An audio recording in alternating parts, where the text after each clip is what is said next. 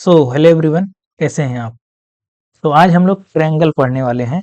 ये आपका एक बहुत ही इम्पोर्टेंट टॉपिक है जिसमें हम आज क्या क्या डिस्कस करेंगे वो पहले ही हम यहाँ लिख चुके हैं।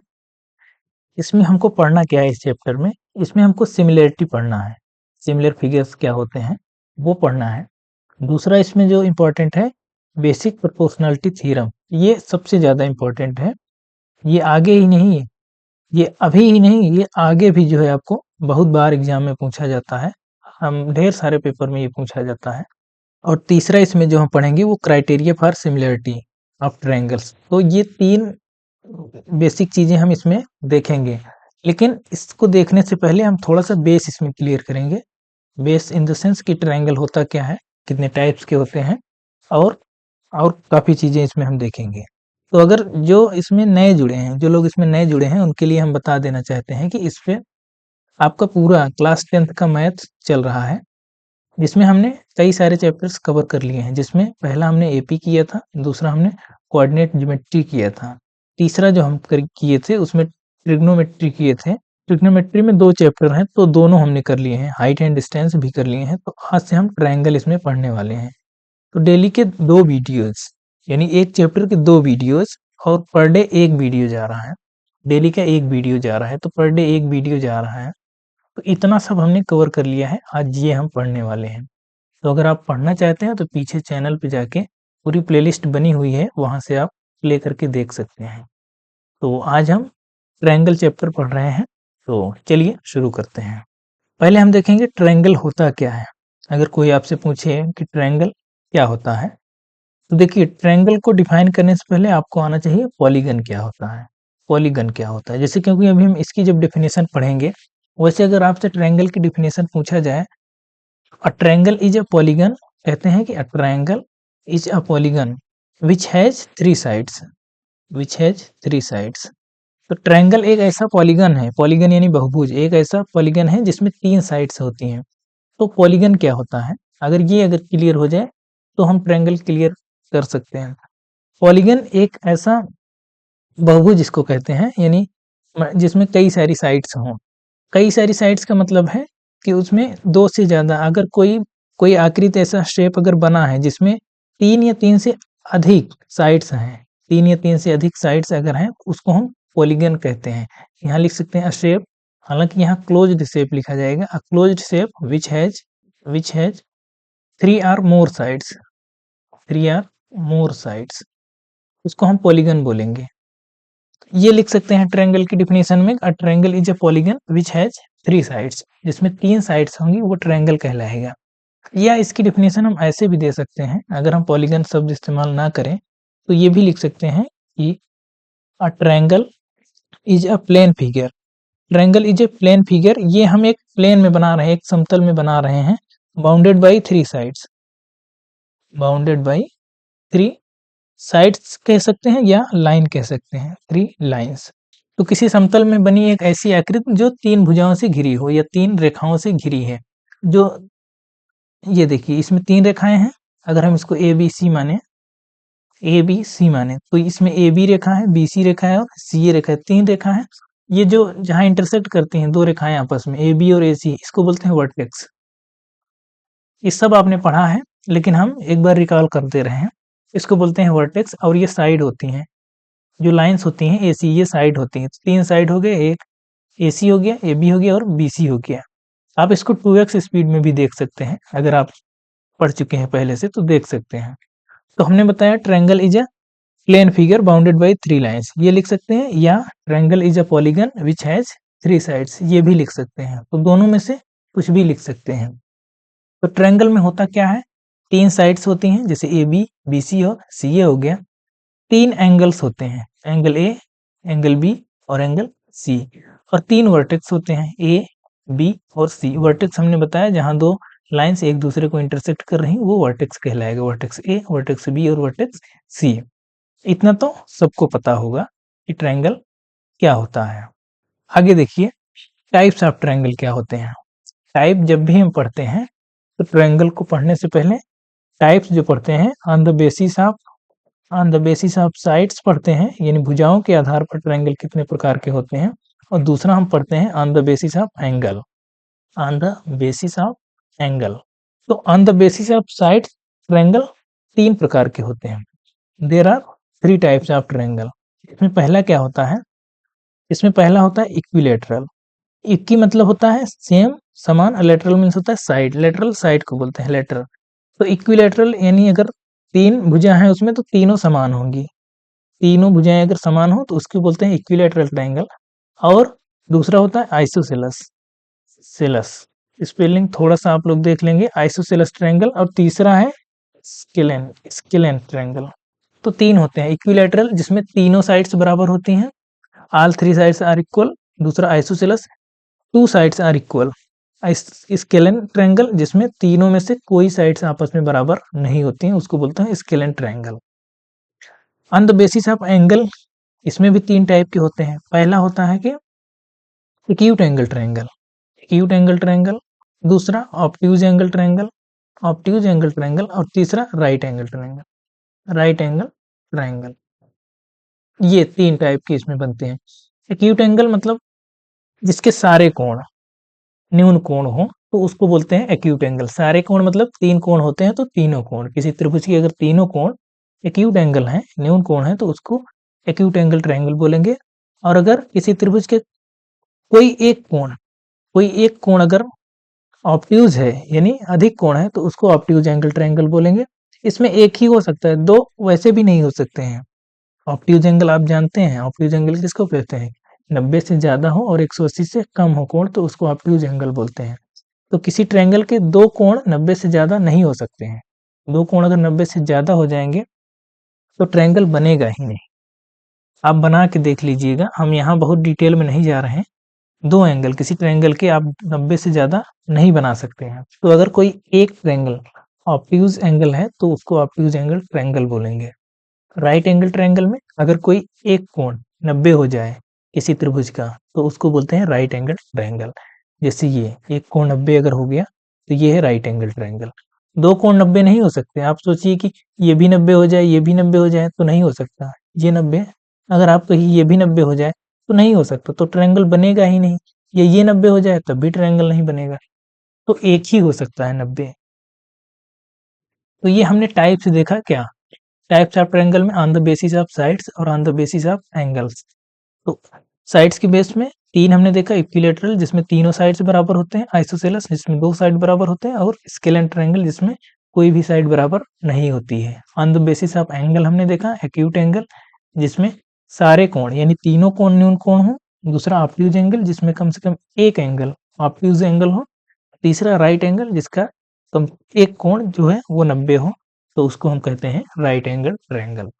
तो ये था बेसिक्स। ट्रायंगल होता क्या है, सामान्य सा हमने परिचय देने की कोशिश की। आप लोगों ने पहले भी इससे क्लासेस में पढ़ा होगा। अब हम आते हैं अपने मेन चैप्टर की ओर कि इसमें पढ़ना कैसे है। मेन इसमें है सिमिलर फिगर्स। पहले सिमिलरिटी हमको पढ़ना है ना, सिमिलरिटी हमको पढ़ना है तो पहले हमको पता होना चाहिए सिमिलर मतलब क्या होता है। ये सिमिलरिटी पढ़ना है और बहुत ही इसमें डिटेल में पढ़ना है सिमिलरिटी।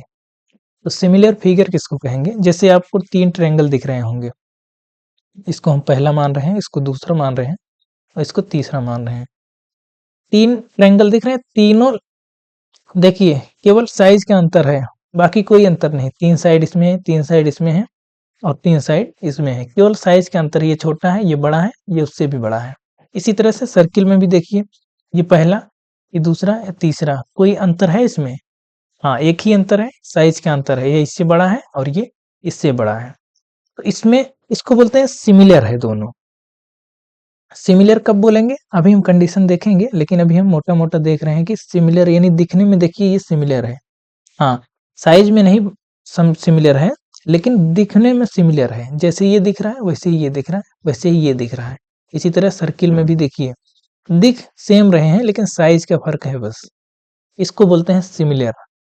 2 फिगर अगर सिमिलर हैं यानी वो दिखने में हूबहू वही लग रहे हैं, साइज का अंतर है। कैसे? अगर हम इसको फैला दें, अगर इसको स्ट्रेच कर दें इस वाले को तो हम ये पा जाएंगे, और अगर इसको स्ट्रेच कर दें तो हम ये पा जाएंगे। इसी तरह से इसको हम अगर थोड़ा सा श्रिंक करेंगे या थोड़ा सा और इसको छोटा करेंगे तो हम ये पा जाएंगे, और इसको थोड़ा सा श्रिंक करेंगे तो ये पा जाएंगे। तो सिमिलर फिगर्स की क्वालिटी यही होती है इस कि एक से दूसरे पर पहुंचा जा सकता है भुजाओं को बढ़ाकर। तो वो हम फिर उसको कहेंगे कि सिमिलर फिगर है। आप जैसे अगर ये है ट्रायंगल और एक ट्रायंगल हम ऐसे बना दें, ये वाला राइट एंगल ट्रायंगल है लेकिन ये राइट एंगल ट्रायंगल नहीं है, इसको हम सिमिलर नहीं बोलेंगे। क्यों नहीं बोलेंगे? क्योंकि इसको बढ़ा के हम कभी भी ये नहीं पाएंगे, इसकी भी भुजाएं बढ़ाएं, इसकी भुजाएं बढ़ाएं तो कभी ये नहीं प्राप्त कर सकते हैं, या इसको बढ़ा के हम कभी ये नहीं प्राप्त कर सकते हैं। सिमिलरिटी के बेसिक मतलब ऐसे भी लगाया जा सकता है कि एक से दूसरी चीज अगर उसमें थोड़ा सा हम छेड़खानी करें, छोटा या बड़ा करें, तो हम दूसरे पर पहुंच सकते हैं। लेकिन अगर हम नहीं पहुंच पा रहे हैं दूसरे पर, इसका मतलब दोनों सिमिलर नहीं है। जैसे आप कोई बोतल खरीदिए, एक खरीदिए, आप कभी गए होंगे ट्रेन वगैरह से, तो एक बोतल खरीदिए 20 रुपए वाली, और एक बोतल खरीदिए सेम कंपनी की खरीदिए, एक बोतल खरीदिए 10 रुपए वाली। तो आप देखेंगे दोनों जो है सिमिलर हैं, केवल साइज का अंतर है, छोटी बड़ी है, एक आधा लीटर वाली है, ये आधा लीटर वाली है, और ये 1 लीटर वाली है। तो दोनों में क्या अंतर पाते हैं? सेम कंपनी की आप खरीदिएगा तो आप पाएंगे कि दोनों हैं समान। अगर इसको थोड़ा सा बढ़ा दिया जाए तो इस ये वाली हम प्राप्त कर सकते हैं, और अगर इसको छोटा कर दिया जाए तो ये वाली पा सकते हैं। तो ऐसे फिगर्स को बोलते हैं सिमिलर फिगर। समझ पा रहे हैं आप? इसी तरह हर चीज में आपको सिमिलरिटी दिखती होगी। कोई चीज अगर सिमिलर है तो उसको छोटा बड़ा फिर ऐसे देखेंगे तो आपको सिमिलरिटी दिखेगी। लेकिन हमको सब नहीं देखना है, हमारी जो चर्चा है वो ट्रायंगल्स तक ही सीमित है। हमें केवल ट्रायंगल की सिमिलरिटी देखनी है और उसके अलग अलग कंडीशंस देखने हैं। अगर कोई सिमिलर है तो कितनी तरह की कंडीशंस बनती हैं, हमको यही देखना है। तो आई होप सिमिलरिटी का मतलब आपको समझ में आ रहा होगा कि सिमिलर होने का मतलब क्या होता है, ये आपको व्यवहारिक रूप में थोड़ा सा समझ में आ रहा होगा। बाकी जो न्यूमेरिकल पोर्शन है हम उस पर अब पहुंचते हैं धीरे धीरे। पढ़ना क्या है? हमको केवल ट्रायंगल्स की सिमिलरिटी के बारे में पढ़ना है बस, बाकी नहीं पढ़ना है। अगर कोई भी पॉलीगन हो, जैसे हम अगर यहाँ बनाए, मान लीजिए ये पॉलीगन है, ये ए बी सी डी, ये एक रेक्टेंगल है, ठीक है। देखिए थोड़ा सा आपको हम बता देते हैं। मान लीजिए पॉलीगन में ही सब अलग अलग होते हैं। पॉलीगन में अगर पॉलीगन हमने क्या बताया, कोई ऐसा ज्योमेट्रिकल शेप जिसमें 3 या 3 से अधिक साइड्स हो और वो इनक्लोज्ड हो। तो ट्रायंगल आता है पहले। ट्रायंगल अगर 3 साइड्स है तो ट्रायंगल हो जाएगा, 4 साइड है उसकी उसी को क्वाड्रिलेटरल बोल देते हैं। क्वाड्रिलेटरल 5 साइड है उसी को पेंटागन बोल देते हैं। पेंटागन 6 साइड है तो उसी की हेक्सागन बोल देते हैं। हेक्सागन बोल देते हैं। और 7 साइड है तो उसी को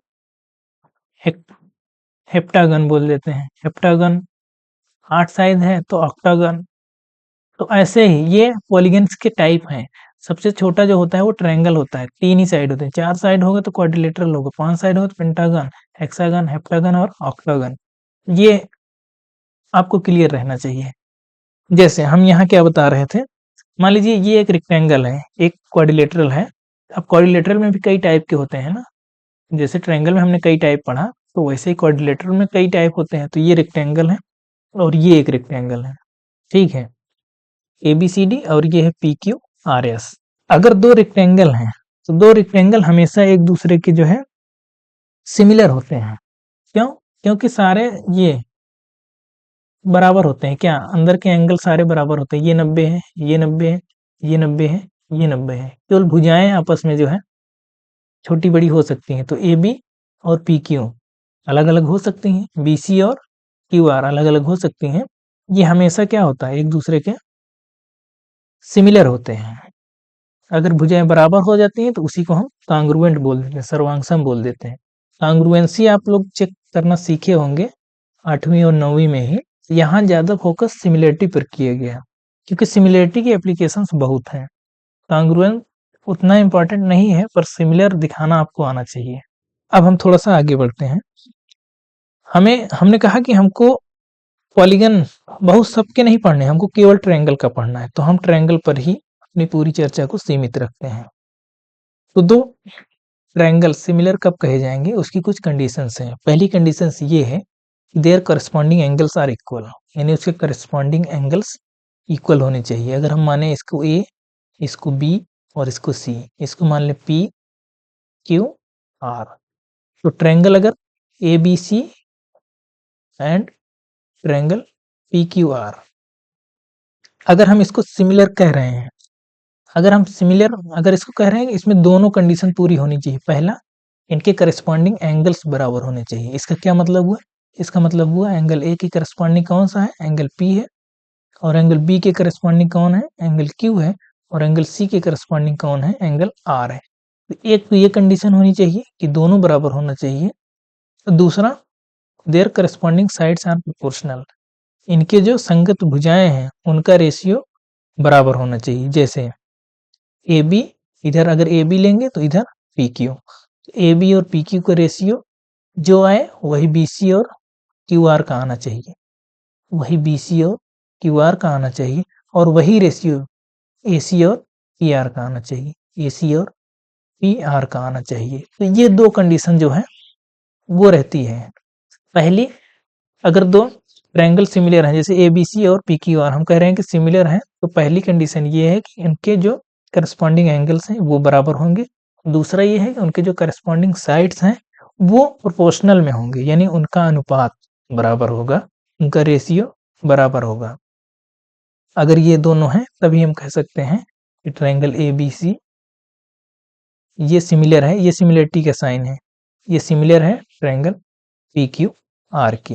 ये कंडीशन होती है कि अगर ये है, अगर ये दोनों कंडीशन बन रही हैं तभी हम कहेंगे कि दोनों ट्रायंगल सिमिलर हैं।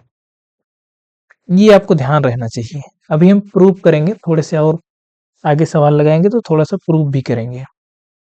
तो ये आपको समझ में आया कि अगर किसी ट्रायंगल अगर दो ट्रायंगल हैं, सारे एंगल्स करस्पॉन्डिंग एंगल्स अगर बराबर हैं, जैसे ये कोण इसके बराबर, ये कोण इसके बराबर और ये कोण इसके बराबर, अगर करस्पॉन्डिंग एंगल्स बराबर हैं और भुजाओं का रेशियो बराबर है P Q are, corresponding angles बराबर हैं और ए बी और पी क्यू का रेशियो जो है वही बी सी और क्यू आर का हो, वही ए सी और पी आर का है। अगर ऐसा है तो हम कहेंगे कि क्या है, दोनों ट्रायंगल आपस में सिमिलर हैं।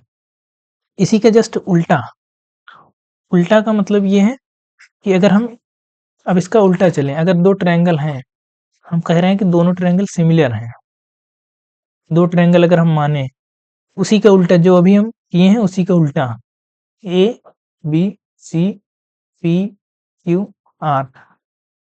अब हम कहें कि if A B C, triangle A B C similar to triangle P Q R, अगर कह दिए कि दोनों ट्रायंगल सिमिलर हैं तो दोनों कंडीशन, फिर हम कहेंगे कि कोण ए कोण बी के बराबर होगा, नहीं, कोण ए कोण पी के बराबर होगा, कोण बी कोण क्यू के बराबर होगा और कोण सी कोण आर के बराबर होगा। और इनके भुजाओं का ratio A B P Q का जो रेशियो होगा वही बी सी और क्यू आर का रेशियो होगा, वही ए सी और पी आर का रेशियो होगा। तो ये दोनों उसका उल्टा भी होगा। तो अगर हमने कहा, पहला क्या कहा था कि अगर एंगल्स के, अगर करस्पॉन्डिंग एंगल्स बराबर हैं और भुजाओं का रेशियो बराबर है, भुजाएं सेम प्रोपोर्शन में हैं, तो दोनों ट्रायंगल सिमिलर होंगे। इसका जस्ट उल्टा हम क्या कह रहे हैं कि अगर दोनों ट्रायंगल सिमिलर हैं तो भुजाओं के रेशियो भी बराबर होंगे और करस्पॉन्डिंग एंगल्स भी बराबर होंगे। तो दोनों तरह से आपको आना चाहिए। अगर सिमिलरिटी, अगर आपको समझना है ठीक से तो दोनों तरह का आना चाहिए। अगर कोण बराबर और भुजाओं का रेशियो बराबर है तो ट्रायंगल सिमिलर, और अगर ट्रायंगल सिमिलर तो कोण बराबर और भुजाओं का रेशियो बराबर होना चाहिए। सबसे और जरूरी चीज है इसमें, इसका रिप्रेजेंटेशन कैसे करेंगे, थोड़ा सा हम इसका रिप्रेजेंटेशन देखेंगे क्योंकि यही सबसे इंपॉर्टेंट है। इसके बाद हम कुछ सवाल लगाएंगे, उसके बाद बेसिक प्रोपोर्शनलिटी थ्योरम करेंगे। जैसे दो अगर ट्रायंगल दिए गए हैं, आपको ऐसे नहीं है कि आप कुछ भी लिख सकते हैं, उसको लिखने का एक तरीका होगा। कैसे हम लिखेंगे, जैसे ए बी और सी यहाँ दिया गया है और पी क्यू आर ये दिए गया है। अगर हम कहें कि एंगल ए बराबर एंगल सी है, एंगल ए बराबर एंगल पी है, एंगल बी बराबर एंगल क्यू है, एंगल सी बराबर एंगल आर है, और भुजाओं का रेशियो भी हम चलिए दे रहे हैं कि बराबर है। ए बी और पी क्यू का रेशियो जो है वही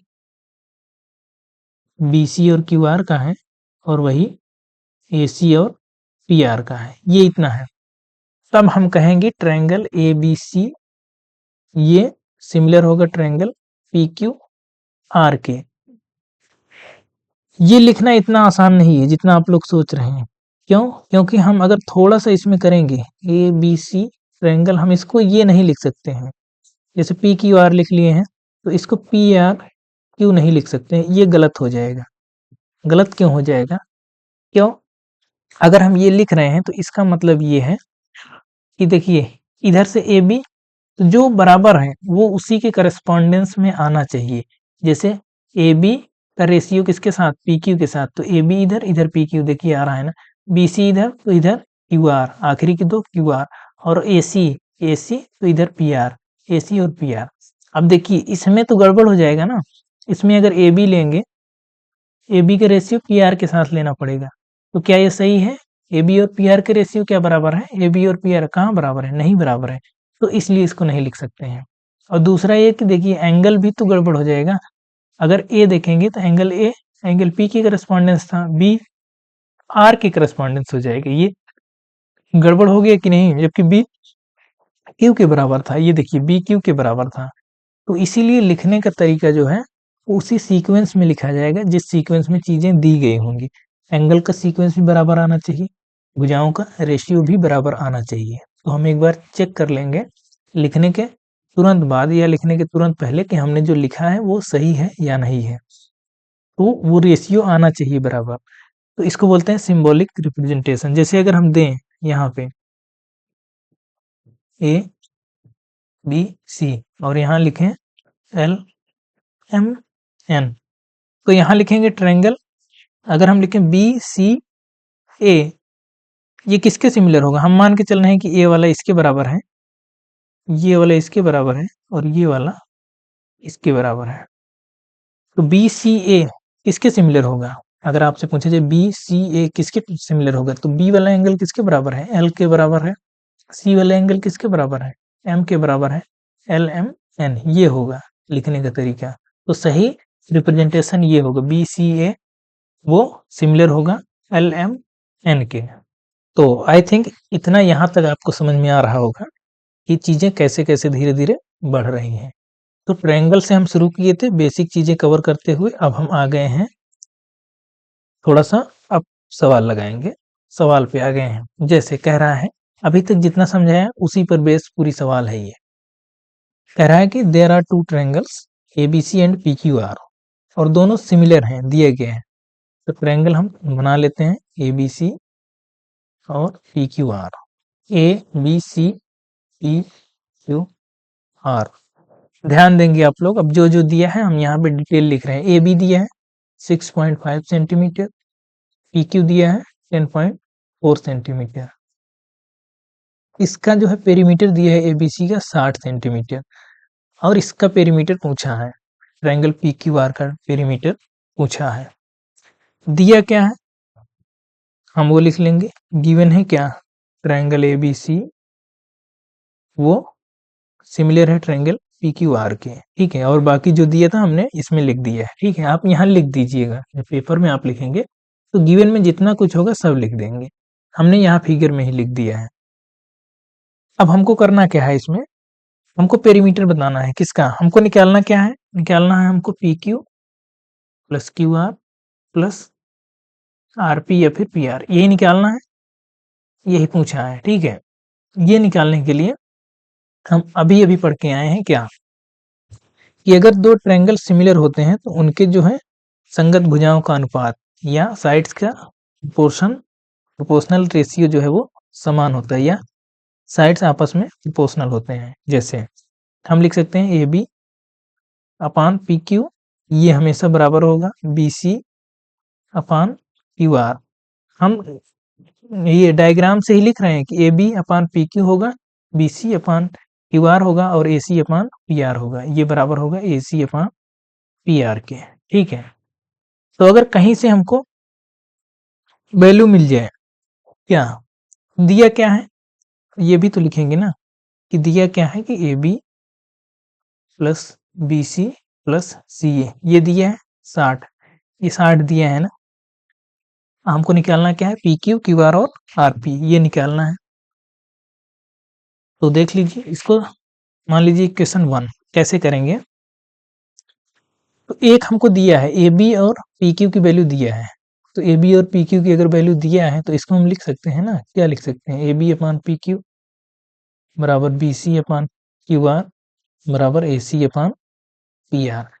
तो अगर इनका रेशियो इनके बराबर है, इनका रेशियो इनके बराबर है, तो सारे रेशियो आपस में बराबर होते हैं ना। जो रेशियो ए बी और पी क्यू का है वही रेशियो बी सी और क्यू आर का है, तो बी सी और क्यू आर की जगह पे हम लिख सकते हैं ना, ए बी कितना है 6.5 बटे 10.4 लिख सकते हैं।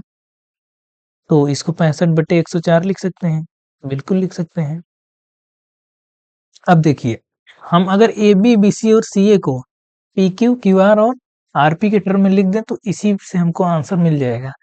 अगर हम यहाँ से ए बी निकालें, यहाँ से इसको इसके बराबर कर दीजिए, तो यहाँ से ए बी बराबर कितना निकल के आएगा, 65 बटे 104 पी क्यू लिखा जा सकता है। पहले बी सी निकाल लेते हैं, ये यहाँ से अगर उसको बराबर करेंगे तो बी सी अपान या बी सी बराबर क्या लिखेंगे, 65 बटे 104 क्यू आर। और तीसरा क्या है, ए सी, यहाँ से ए सी अगर निकालेंगे तो ए सी बराबर क्या लिख सकते हैं, 65 बटे 104 65 बटे 104 पी आर लिखा जा सकता है। ये देखिए, ए बी निकल गया, बी सी निकल गया और सी ए निकल गया, ए सी निकल गया। अब इन्हीं वैल्यूज को हम इसमें रख देंगे। इसमें अगर वैल्यू रख दीजिए, देखते हैं अगर हम यहाँ स्लाइड नहीं है, यही लिखना पड़ेगा। आप लिख लीजिएगा, putting the values of A B B C and C A in equation 1। तो यहाँ पे क्या लिख सकते हैं, हम डायरेक्ट लिख रहे हैं 65 बटे 104 तो सब में है, देखिए यहाँ भी है, यहाँ भी है, यहाँ भी है, तो 65 बटे 104 कॉमन आ जाएगा, तो यहाँ बचेगा क्या, P Q plus Q R plus R P या फिर पी आर, कुछ भी लिख सकते हैं। ये बराबर कितना होगा 60, ये बराबर 60 के हैं, तो पी क्यू क्यू आर और पी आर या फिर आर पी लिख देते हैं, इक्वल टू कितना आएगा 60 गुणे 104 बटे 65। इसका आंसर अगर आप सॉल्व करेंगे, 13 पचे 65 और 13 इंटू 8 104, 5 12, तो 5 से काटेंगे तो यहाँ 12 12 अट्ठे 96, तो इसका आंसर आएगा 96 सेंटीमीटर। तो इसका पेरीमीटर कितना निकल के आएगा, ये आएगा 96। तो देखेंगे आप, सवाल कठिन नहीं है, सवाल में सिर्फ कैलकुलेशन है। अगर थोड़ा सा इसमें अगर आप धैर्य रखते हैं, वो चीजें जो पढ़ा रहे हैं उसको आप समझ के चलते हैं, तो आप इसको कर ले जाएंगे। मेन इसमें देखिए, पहले जो दिया है वो पता करना चाहिए, दिया क्या क्या था हमने यहाँ डायग्राम पे लिख दिया, और निकालना क्या है उन दोनों पे, मतलब एक समझ होनी चाहिए कि हमको निकालना क्या है, फिर वहां तक पहुंचेंगे कि जैसे हमको ये निकालना था पी क्यू क्यू आर और आर पी, और ए बी और पी क्यू का रेशियो दिया था, तो हमने यहाँ से सारी वैल्यूज को जो है ए बी बी सी और ए सी को जो है हमने पी क्यू क्यू आर और पी आर में कन्वर्ट कर लिया, तो वहां से हमने वैल्यू पुट करके ये निकाल दिया। तो आई होप आप समझ पा रहे होंगे। एक सवाल इसमें से और करेंगे, फिर हम पढ़ेंगे बेसिक प्रोपोर्शनलिटी थ्योरम। ये एक बहुत छोटा सा सवाल है, एनसीईआरटी का ही सवाल है। कह रहा है कि दो ट्रायंगल हैं एबीसी और ईडीएफ। अब देखिए, अब इसमें गलती नहीं करना है, एबीसी गलती नहीं करना है, कैसे, जैसे सिंबॉलिक रिप्रेजेंटेशन अभी पढ़ाए थे उसी तरह से बनाना है। अब इसका मतलब एंगल ए एंगल ई के बराबर है, तो एंगल ए जहाँ है वहाँ एंगल ई आएगा, और एंगल बी जहाँ है वहाँ एंगल डी आएगा, ये और बी डी के बराबर है, ये यहाँ डी आएगा। और इसी तरह सी जो है वो किसके बराबर है, सी एफ के बराबर है, तो यहाँ एफ आएगा। यही मतलब होता है लिखने का। तो ये हमने लिख दिया, और दिया क्या था, ए बी 5 दिया था, ए सी कितना दिया था 7 दिया था, और डी एफ 15 दिया है, और डी ई 12 दिया है। तो बाकी भुजाओं की लंबाई पूछा था, तो रिमेनिंग साइड्स का लेंथ पूछा था। दिया क्या है, triangle A B C similar है ट्रायंगल ई डी एफ, ये सिमिलर है। अगर सिमिलर है तो हम क्या लिख सकते हैं, सारे रेशियोज लिख सकते हैं। तो ए बी का रेशियो ई डी के साथ जो होगा A B upon E D, इसी तरह से ये बराबर होगा बी सी अपान इधर इधर के दो तो इधर के दो, DF ये बराबर होगा AC अपान, तो यहाँ से आखिर आखिर के EF ये होगा। अभी हम पढ़ के आए हैं कि अगर दो ट्रायंगल सिमिलर हैं तो उनके भुजाओं का रेशियो जो है वो समान होता है। इतना लिख सकते हैं, सारी वैल्यूज पुट कर दीजिए बस। AB कितना दिया है 5, ED कितना दिया है, ED दिया है हाँ 12 दिया है, हो गया। BC हमको निकालना है, तो यहाँ BC अपॉन DF दिया है, हाँ DF दिया है 15, यहाँ 15 लिख देंगे, इक्वल टू AC 7 दिया है और EF हमको निकालना है, बस हो गया। एक बार इन दोनों को बराबर कर देंगे, एक बार इन दोनों को बराबर कर देंगे, वैल्यू निकल आएगी। पहले दूसरे को हम बराबर करेंगे तो कितना आएगा, BC अपॉन 15 इक्वल टू 5/12, तो BC बराबर यहाँ से कितना आएगा 5/12 गुणे 15, कितना आ गया 3 चौके 12, 3 पचे 15, ये 25/4 आया, 25/4 आया। इसको आप डेसिमल में लिख सकते हैं, 4 छंग 24, 2 5 ये आएगा BC, इतना निकाल सकते हैं आप। BC इतने सेंटीमीटर आ गया, और इन दोनों को अगर बराबर करेंगे 7/EC बराबर 5/12, इसको कैलकुलेट करेंगे तो EC बराबर कितना आएगा, EC बराबर 7 गुणे 12/5 यही आएगा। 7 गुणे 12/5, इसको कैलकुलेट करेंगे तो 12 7 84, 84 और 5 16 5 80, हाँ ये आएगा 16.8 ये आएगा, ये आप कर लेंगे अब। ठीक है, आसान सा एक सवाल था, तो इसको कैसे किए हैं समझ लीजिए। हालांकि समझ में आ गया होगा, एक बार हम बता दे रहे हैं कि दो ट्रायंगल थे, सिमिलर थे, कुछ के साइड्स दिए गए थे और बाकी के पूछा था, तो हमने वही लगाया कि अगर दो ट्रायंगल सिमिलर होते हैं तो दूसरी कंडीशन ये होती है कि भुजाएं आपस में संगत, उनका अनुपात बराबर होता है, तो सारे अनुपात हमने बराबर कर दिए बस। उसके बाद हमने इधर उधर करके पक्षांतर कर दिया, वैल्यू निकाल लिया। अब जो मेन चीज पढ़नी है, जो थोड़ा सा समझने वाली चीज है बिल्कुल, वो है बेसिक प्रोपोर्शनलिटी थ्योरम। इसके बहुत सारे एप्लीकेशंस हैं, तो ये समझ में आना चाहिए कि बेसिक प्रोपोर्शनलिटी थ्योरम होती क्या है। कह रहा है कि if a line is drawn parallel to one side of a triangle to intersect the other two sides in distinct point, then the other two sides are divided in the same ratio। ये कह रहा है कि कोई अगर triangle, ये कह रहा है, हम बनाते चल रहे हैं, कोई अगर ट्रायंगल है, कोई अगर ट्रायंगल ABC है, a line drawn to one side of a triangle parallel to one side, किसी भी एक रेखा के पैरेलल, जैसे AB के पैरेलल हो सकता है या AC के पैरेलल हो सकता है या AB के पैरेलल, किसी भी एक रेखा के पैरेलल अगर है, और अगर पैरेलल है, अगर हम जैसे हम BC के पैरेलल खींचे तो हम ऐसे खींच सकते हैं, तो वो दो रेखाओं को, जो बाकी दो रेखाएं हैं, देखिए दो पॉइंट्स पर कट कर रही है कि नहीं कट रही, कर रही है ना, हम मान रहे हैं इसको D पे कट कर रही है और इसको E पर कट कर रही है। तो अगर किसी एक रेखा के पैरेलल रेखा खींची जाती है तो वो दो, जिन दो अलग अलग साइड्स पर कट करते हैं, यहाँ D पर और E पर कट कर रहा है, तो कह रहा है कि अब ये जो कट की है जैसे D पर और E पर, इनके रेशियो, जैसे यहाँ से AD और DB का रेशियो जो होगा वो AE और EC के रेशियो के बराबर होगा। ये इसमें कह रहा है कि ये होता है। हमको प्रूव क्या करना है, इसमें हमको प्रूव करना है कि AD और DB का जो रेशियो होगा वही AE और EC का रेशियो होगा, ये हमको प्रूव करना है। यही इतना लिखा था स्टेटमेंट में कि अगर एक ट्रायंगल है, ट्रायंगल की किसी एक भुजा के पैरेलल कोई भुजा खींची गई है, तो वो दूसरे दो भुजाओं को, त्रिभुज के अन्य दो भुजाओं को जिन पॉइंट्स पर कट करती है, तो उनके रेशियोज आपस में बराबर होते हैं, यानी AD और DB तो AE और EC सेम रेशियो में डिवाइड करती है या काटती है। ये हमको प्रूव करना है। इसके लिए अब हम करेंगे क्या, हमको इसमें थोड़े से कंस्ट्रक्शन करने पड़ेंगे। हम इसको यहाँ से मिलाएंगे, ध्यान से आप लोग समझ लीजिए कि प्रूफ बहुत जरूरी है, हो सकता है पेपर में ना आए लेकिन बहुत जरूरी प्रूफ है। इसको यहाँ से मिलाएंगे, सॉरी इसको यहाँ से मिलाएंगे, और एक काम करेंगे कि यहाँ हम इस पर परपेंडिकुलर यहाँ से डालेंगे, ई से यहाँ पे परपेंडिकुलर डालेंगे, और डी से इस रेखा पर परपेंडिकुलर डालेंगे। ये ये कंस्ट्रक्शन है, ये आपको लिखना है यहाँ पे, ठीक है? हम लिख नहीं रहे हैं, हम बता रहे हैं केवल कैसे-कैसे हम ये हैं। अब देखिए इसमें कैसे हम इसको प्रूव करेंगे। देखिए डी बी ई एक ट्रायंगल बन रहा है, डी ई सी एक ट्रायंगल बन रहा है और ए डी ई एक ट्रायंगल बन रहा है। दिख रहा है आपको? हम इन्हीं ट्रायंगल्स के जरिए जो है प्रूव करेंगे। जैसे अगर हम निकालें, अगर हम निकालें एरिया, इसका area of triangle A D E, A D E आपको दिख रहा है, ये ऊपर का ये छोटा वाला ट्रायंगल ए डी ई, और निकालें area of triangle B D B D E, ये वाला ट्रायंगल बी डी और ए।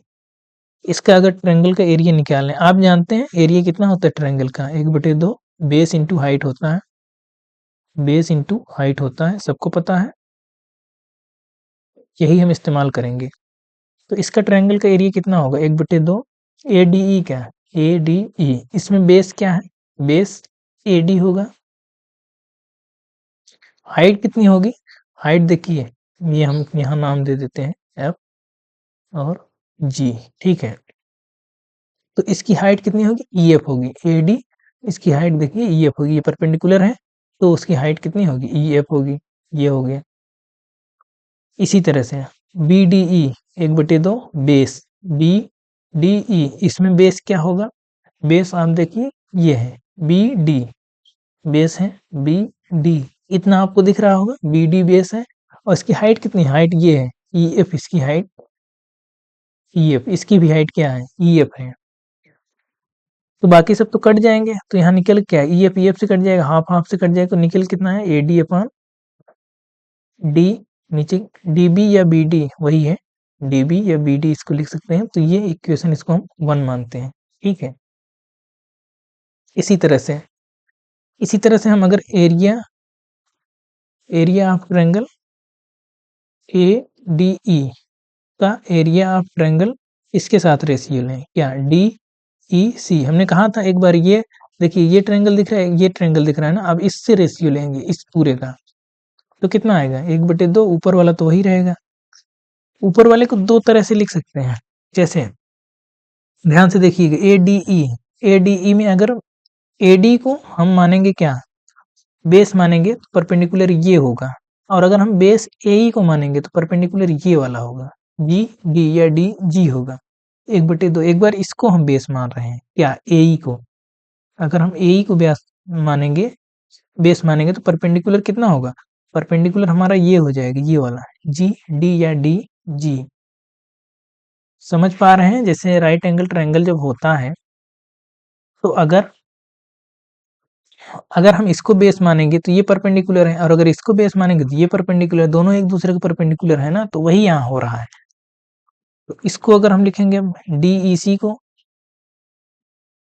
डी ई सी, अब ये वाला ले रहे हैं, डी ई सी ले रहे हैं, इसमें बेस कितना होगा, बेस ई सी होगा, बेस अगर ई सी होगा तो परपेंडिकुलर कितना होगा, डी जी होगा, वही होगा डी जी। अब ये डी जी कट जाएगा, हाफ हाफ कट जाएगा, निकल कितना आया, ए ई अपॉन ई सी, ये निकल के, इसको इक्वेशन नंबर 2 मान लीजिए। अब देखिए, अब ये निकल के आ गया, हमने इस छोटे ट्रायंगल से एक बार इस ट्रायंगल का रेशियो लिया एरिया का, फिर इसके बाद इसी ट्रायंगल का इस वाले से रेशियो लिए एरिया का, ठीक है? तो हमको दो कंडीशंस मिल गई हैं।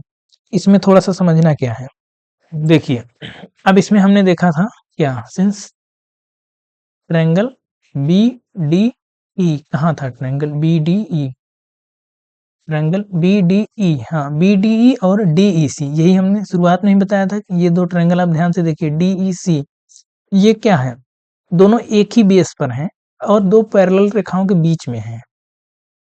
देखिए थोड़ा सा यहाँ हम समझा देते हैं, अगर कोई ट्रायंगल ऐसे अगर बन रहा है, मान लीजिए एक ट्रायंगल ये बन रहा है, ये इसका बेस कुछ भी है, ए बी है, तो ये दोनों रेखाएं पैरेलल हैं, ये दोनों रेखाएं पैरेलल हैं, और अगर इसी बेस पर कोई और ट्रायंगल बन रहा है ए बी पर ही, ये ऐसे इसी बेस पर ए बी, इसको सी मान लीजिए, इसको डी मान लीजिए, तो हमेशा इनके जो एरिया होंगे ना वो बराबर होंगे, इसके एरिया हमेशा क्या होंगे, बराबर होंगे। यहाँ ए बी सी का एरिया और ए बी डी का एरिया ये बराबर होगा, ये बराबर होता है, ये आप पहले भी पढ़ चुके हैं। तो दो अगर पैरेलल रेखाओं के बीच में कोई एंगल्स बन रहे हैं जिसका बेस सेम है तो उनके एरिया भी समान होते हैं। तो यहाँ हम वही लिख रहे हैं कि triangle BDE and triangle DEC stand on a same base, stand on the same base. Same base क्या है? DE है, देख लीजिए सेम बेस DE, ये देखिए DE पर, देखिए DE पर देखिए ये भी बना है और ये भी बना है। यही हम उल्टा बना के दिखाए थे, अभी आपको बना के दिखाए थे, ये यहाँ बना के दिखाए, ये AB पर ये ऐसे बना, ये ऐसे बना है, बस यही है। Same base D and between same E, और दो रेखा पैरेलल रेखाओं के बीच में, देखिए D और BC दो पैरेलल रेखाओं के बीच में बना है, इसलिए दोनों का एरिया बराबर होगा। एरिया BDE हम करके आपको दिखा दिए हैं, वहां भी एरिया DEC दोनों बराबर होगा। बराबर होगा कि नहीं होगा? तो फ्रॉम इक्वेशन 1 2 एंड 3, 1 इसको 3 मान लीजिए, इक्वेशन 1 2 हम पीछे बनाए हैं, फ्रॉम इक्वेशन 1 2 एंड 3 तीनों से अगर हम देखें तो इसका मतलब ये इसके बराबर हो जाएगा। अगर ऊपर के बराबर हैं और नीचे के आपस में बराबर हो गए तो इसका मतलब दोनों बराबर हैं, तो पहला इक्वेशन 1 और इक्वेशन 2 बराबर हो जाएंगे। इसका मतलब ये हो जाएगा AD, क्या था यहाँ पे, AD DB AE और EC, हाँ AD DB ये बराबर हो जाएगा AE अपॉन EC के। ये हो गया, बस यही प्रूव करना था हमको, यही प्रूव करना था कि AE AD और DB का रेशियो AE और EC के रेशियो के बराबर होगा। ये देखिए AD और DB EC और AE और EC के बराबर है। तो बेसिक प्रोपोर्शनलिटी थ्योरम इसी को कहते हैं, इसी को बोलते हैं थेल्स का प्रमेय, थेल्स थ्योरम इसी को बोलते हैं। तो आई थिंक आपको समझ में आया होगा इसका प्रूफ कैसे करना है। प्रूफ से ज़्यादा जरूरी, प्रूफ हालांकि जरूरी है लेकिन इससे ज़्यादा जरूरी है उसको हम न्यूमेरिकल में समझ पा रहे हैं कि नहीं समझ पा रहे हैं, इसके एप्लीकेशंस कैसे कर रहे हैं। ये चीज़ थोड़ा सा आप लोग ध्यान से खुद से भी करिएगा, ठीक है, होमवर्क करिएगा, कहाँ पढ़े थे, कैसे पढ़े थे, भूल क्यों गए, ये सारी कुछ देखिएगा कि जब दो पैरेलल लाइंस के बीच में अगर ट्रायंगल्स बनते हैं जिनका बेस सेम है तो उनके एरिया भी सेम होते हैं। जैसे हम अगर ट्रायंगल ऐसे बनाए ये यहाँ से यहाँ तक, तब भी उसका भी एरिया इसी के बराबर होगा, या यहाँ कहीं बनाए ऐसे इसी बेस पर तो उसका भी एरिया समान होगा। तो ये थोड़ा सा होमवर्क है आपके लिए, ये सब आप खुद से करके देखिए। ये इतना हो गया क्या कि बेसिक प्रोपोर्शनलिटी थ्योरम क्या होती है। इसी का जस्ट उल्टा भी है, converse of basic proportionality theorem, थोड़ा सा है, थोड़ा सा देख लीजिए आप, उसके बाद हम सवाल लगाएंगे। उल्टा क्या है, जैसे हम पहले कहे थे कि अगर कोई ट्रायंगल है, अगर किसी एक भुजा के पैरेलल कोई लाइन खींची जाती है जो दो भुजाओं को, बाकी दो भुजाओं को दो पॉइंट पे कट कर रही है, तो उनके जो रेशियोज हैं वो सेम होते हैं, यानी इतना अपान इतना इक्वल टू इतना अपान इतना। ये है हमारा क्या, थेल्स थ्योरम। अब इसका उल्टा, उल्टा ये है कि अगर कोई ट्रायंगल है, अगर कोई ट्रायंगल है और अगर इतना अपान इतना है और इतना अपान इतना है, तो हम कहेंगे कि ये जो इंटरसेक्शन पॉइंट से होकर लाइन जाएगी वो हमेशा इसके पैरेलल होगी। ये है, पहले में क्या था, पैरेलल था, पैरेलल दिया था तो रेशियोज हमने बराबर कर दिए। दूसरे में कह रहा है कि रेशियोज बराबर है, पैरेलल दिखाइए, ये कह रहा है इसका उल्टा। तो अब हम कन्वर्स इसका प्रूव करेंगे। प्रूव करने के लिए हम पहले सबसे पहले डायग्राम बनाएंगे, ABC, ये कह रहा है, इसको ले रहे हैं D और इसको ले रहे हैं E, ठीक है। कह रहा है कि AD upon DB equal to AE upon EC, ये दिया है, इसको इक्वेशन 1 मान रहे हैं, ये दिया है। हम क्या पढ़ के आए हैं कि ये तभी बराबर होता है जब DE BC के पैरेलल होता है, लेकिन वो कह रहा है कि पैरेलल नहीं है। चलो हम मान लेते हैं कि ठीक है पैरेलल नहीं, हम थोड़ा सा इसको ऐसे कर देते हैं, हम कह रहे हैं कि चलिए वो नहीं पैरेलल है, ये हम इसको F तक बढ़ा देते हैं, हमने कह रहा है कि DF पैरेलल है, बस हम नहीं मानेंगे कि DE पैरेलल है, हम मान रहे हैं कि DF पैरेलल है on applying basic proportionality theorem. अब हम F पर बेसिक प्रोपोर्शनलिटी थ्योरम अप्लाई कर रहे हैं, तो हम क्या लिख सकते हैं, हमने जो कंस्ट्रक्शन किया उस हिसाब से क्या लिख सकते हैं, AD upon DB equal to लिख सकते हैं AF अपॉन FC लिखा जा सकता है, अभी अभी हम प्रूव करके आए हैं। इसको इक्वेशन 2 मान लीजिए। अब from equation 1 and 2, from 1 and 2, 1 and 2 से देखेंगे तो लेफ्ट हैंड साइड दोनों के बराबर हैं, तो हम राइट हैंड साइड बराबर कर देंगे। A upon E C equal to A F upon F C कर सकते हैं, किसी कोई समस्या नहीं होनी चाहिए। अब इसके बाद हम अगली स्लाइड में करेंगे। इसमें अब एक एक जोड़ दीजिए। ए अपॉन ई सी है ना, तो ए अपॉन कितना था, ई सी था, इसमें 1 जोड़ दीजिए इक्वल टू इधर क्या था, A F upon F C है, A F upon F C, इसमें भी 1 जोड़ दीजिए। किसी कोई दिक्कत नहीं होनी चाहिए। हमने जो लेफ्ट हैंड साइड में जोड़ा है वही राइट हैंड साइड में जोड़ा है, तो इक्वलिटी पर कोई फर्क नहीं पड़ेगा। तो यहाँ से क्या लिख सकते हैं, ए प्लस ई सी अपॉन ई सी, और यहाँ क्या हो गया है, A F plus F C upon F C. A और ई सी क्या हो जाएगा, अगर आप ट्रायंगल में देखेंगे तो ए और ई सी दोनों मिलकर ए सी हो जाएंगे, ए सी हो जाएंगे, और ई सी यहाँ है। इसी तरह से ए एफ और एफ सी मिलकर ए सी हो जाएगा, ए सी और एफ सी। अब ध्यान से देखिए, ए सी और ए सी बराबर है तो कट जाएगा, तो यहाँ से क्या लिख सकते हैं, ई C equal to F C लिख सकते हैं। लिखा जा सकता है कि नहीं लिखा जा सकता है, लिखा जा सकता है। ये तो तभी बराबर है, आप डायग्राम से देखिए, कह रहा है कि ई सी और एफ सी बराबर है। ई सी और एफ सी कब बराबर होगा, वो तो तभी बराबर होगा ना जब ई और एफ दोनों सेम पॉइंट बन जाएंगे। नहीं तो यहाँ से यहाँ तक की दूरी यहाँ से यहाँ तक की दूरी के बराबर कैसे हो सकती है। इसका मतलब जो हम माने थे वो गलत है। जो हम माने थे कि ये वाली लाइन पैरेलल होगी बीसी की, ये गलत है। इसका मतलब ये लाइन पैरेलल है। बस थोड़ा सा इसको लिख देते हैं। अब ये कब होगा, it is possible when F coincide with E, F coincide with E, बस ये तभी संभव है।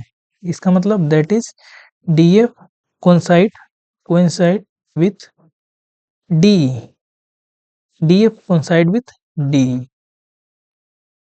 बस hence D is parallel to, hence D is parallel to, या ऐसे लिख देते हैं hence D parallel to BC। जो हम बताए थे वही हम केवल लैंग्वेज में लिख दिए हैं। बस हम बताए क्या थे कि अगर FC EC के बराबर है, ये तभी हो सकता है जब F और E दोनों एक ही पॉइंट हो। एक ही पॉइंट तभी होंगे। इसका मतलब हम जो माने थे कि DF पैरेलल है वो गलत है। इसका मतलब D पैरेलल है, D पैरेलल है BC के। बस हो गया, प्रूव हो गया। ये है converse of basic proportionality theorem. कभी कभी पेपर में आ जाता है, पूछ लेता है, तो ये आपको आना चाहिए। अब इसके बाद हम सवाल लगाएंगे, ज़्यादा नहीं लगाएंगे, बस 3-4 सवाल ही लगाएंगे, लेकिन बहुत ही अच्छे सवाल लगाएंगे जिससे सारे कॉन्सेप्ट जो है फिर से रिवाइज हो जाएंगे। कह रहा है कि ए बी सी किसी ट्रायंगल में पॉइंट पी और Q R on C and C B.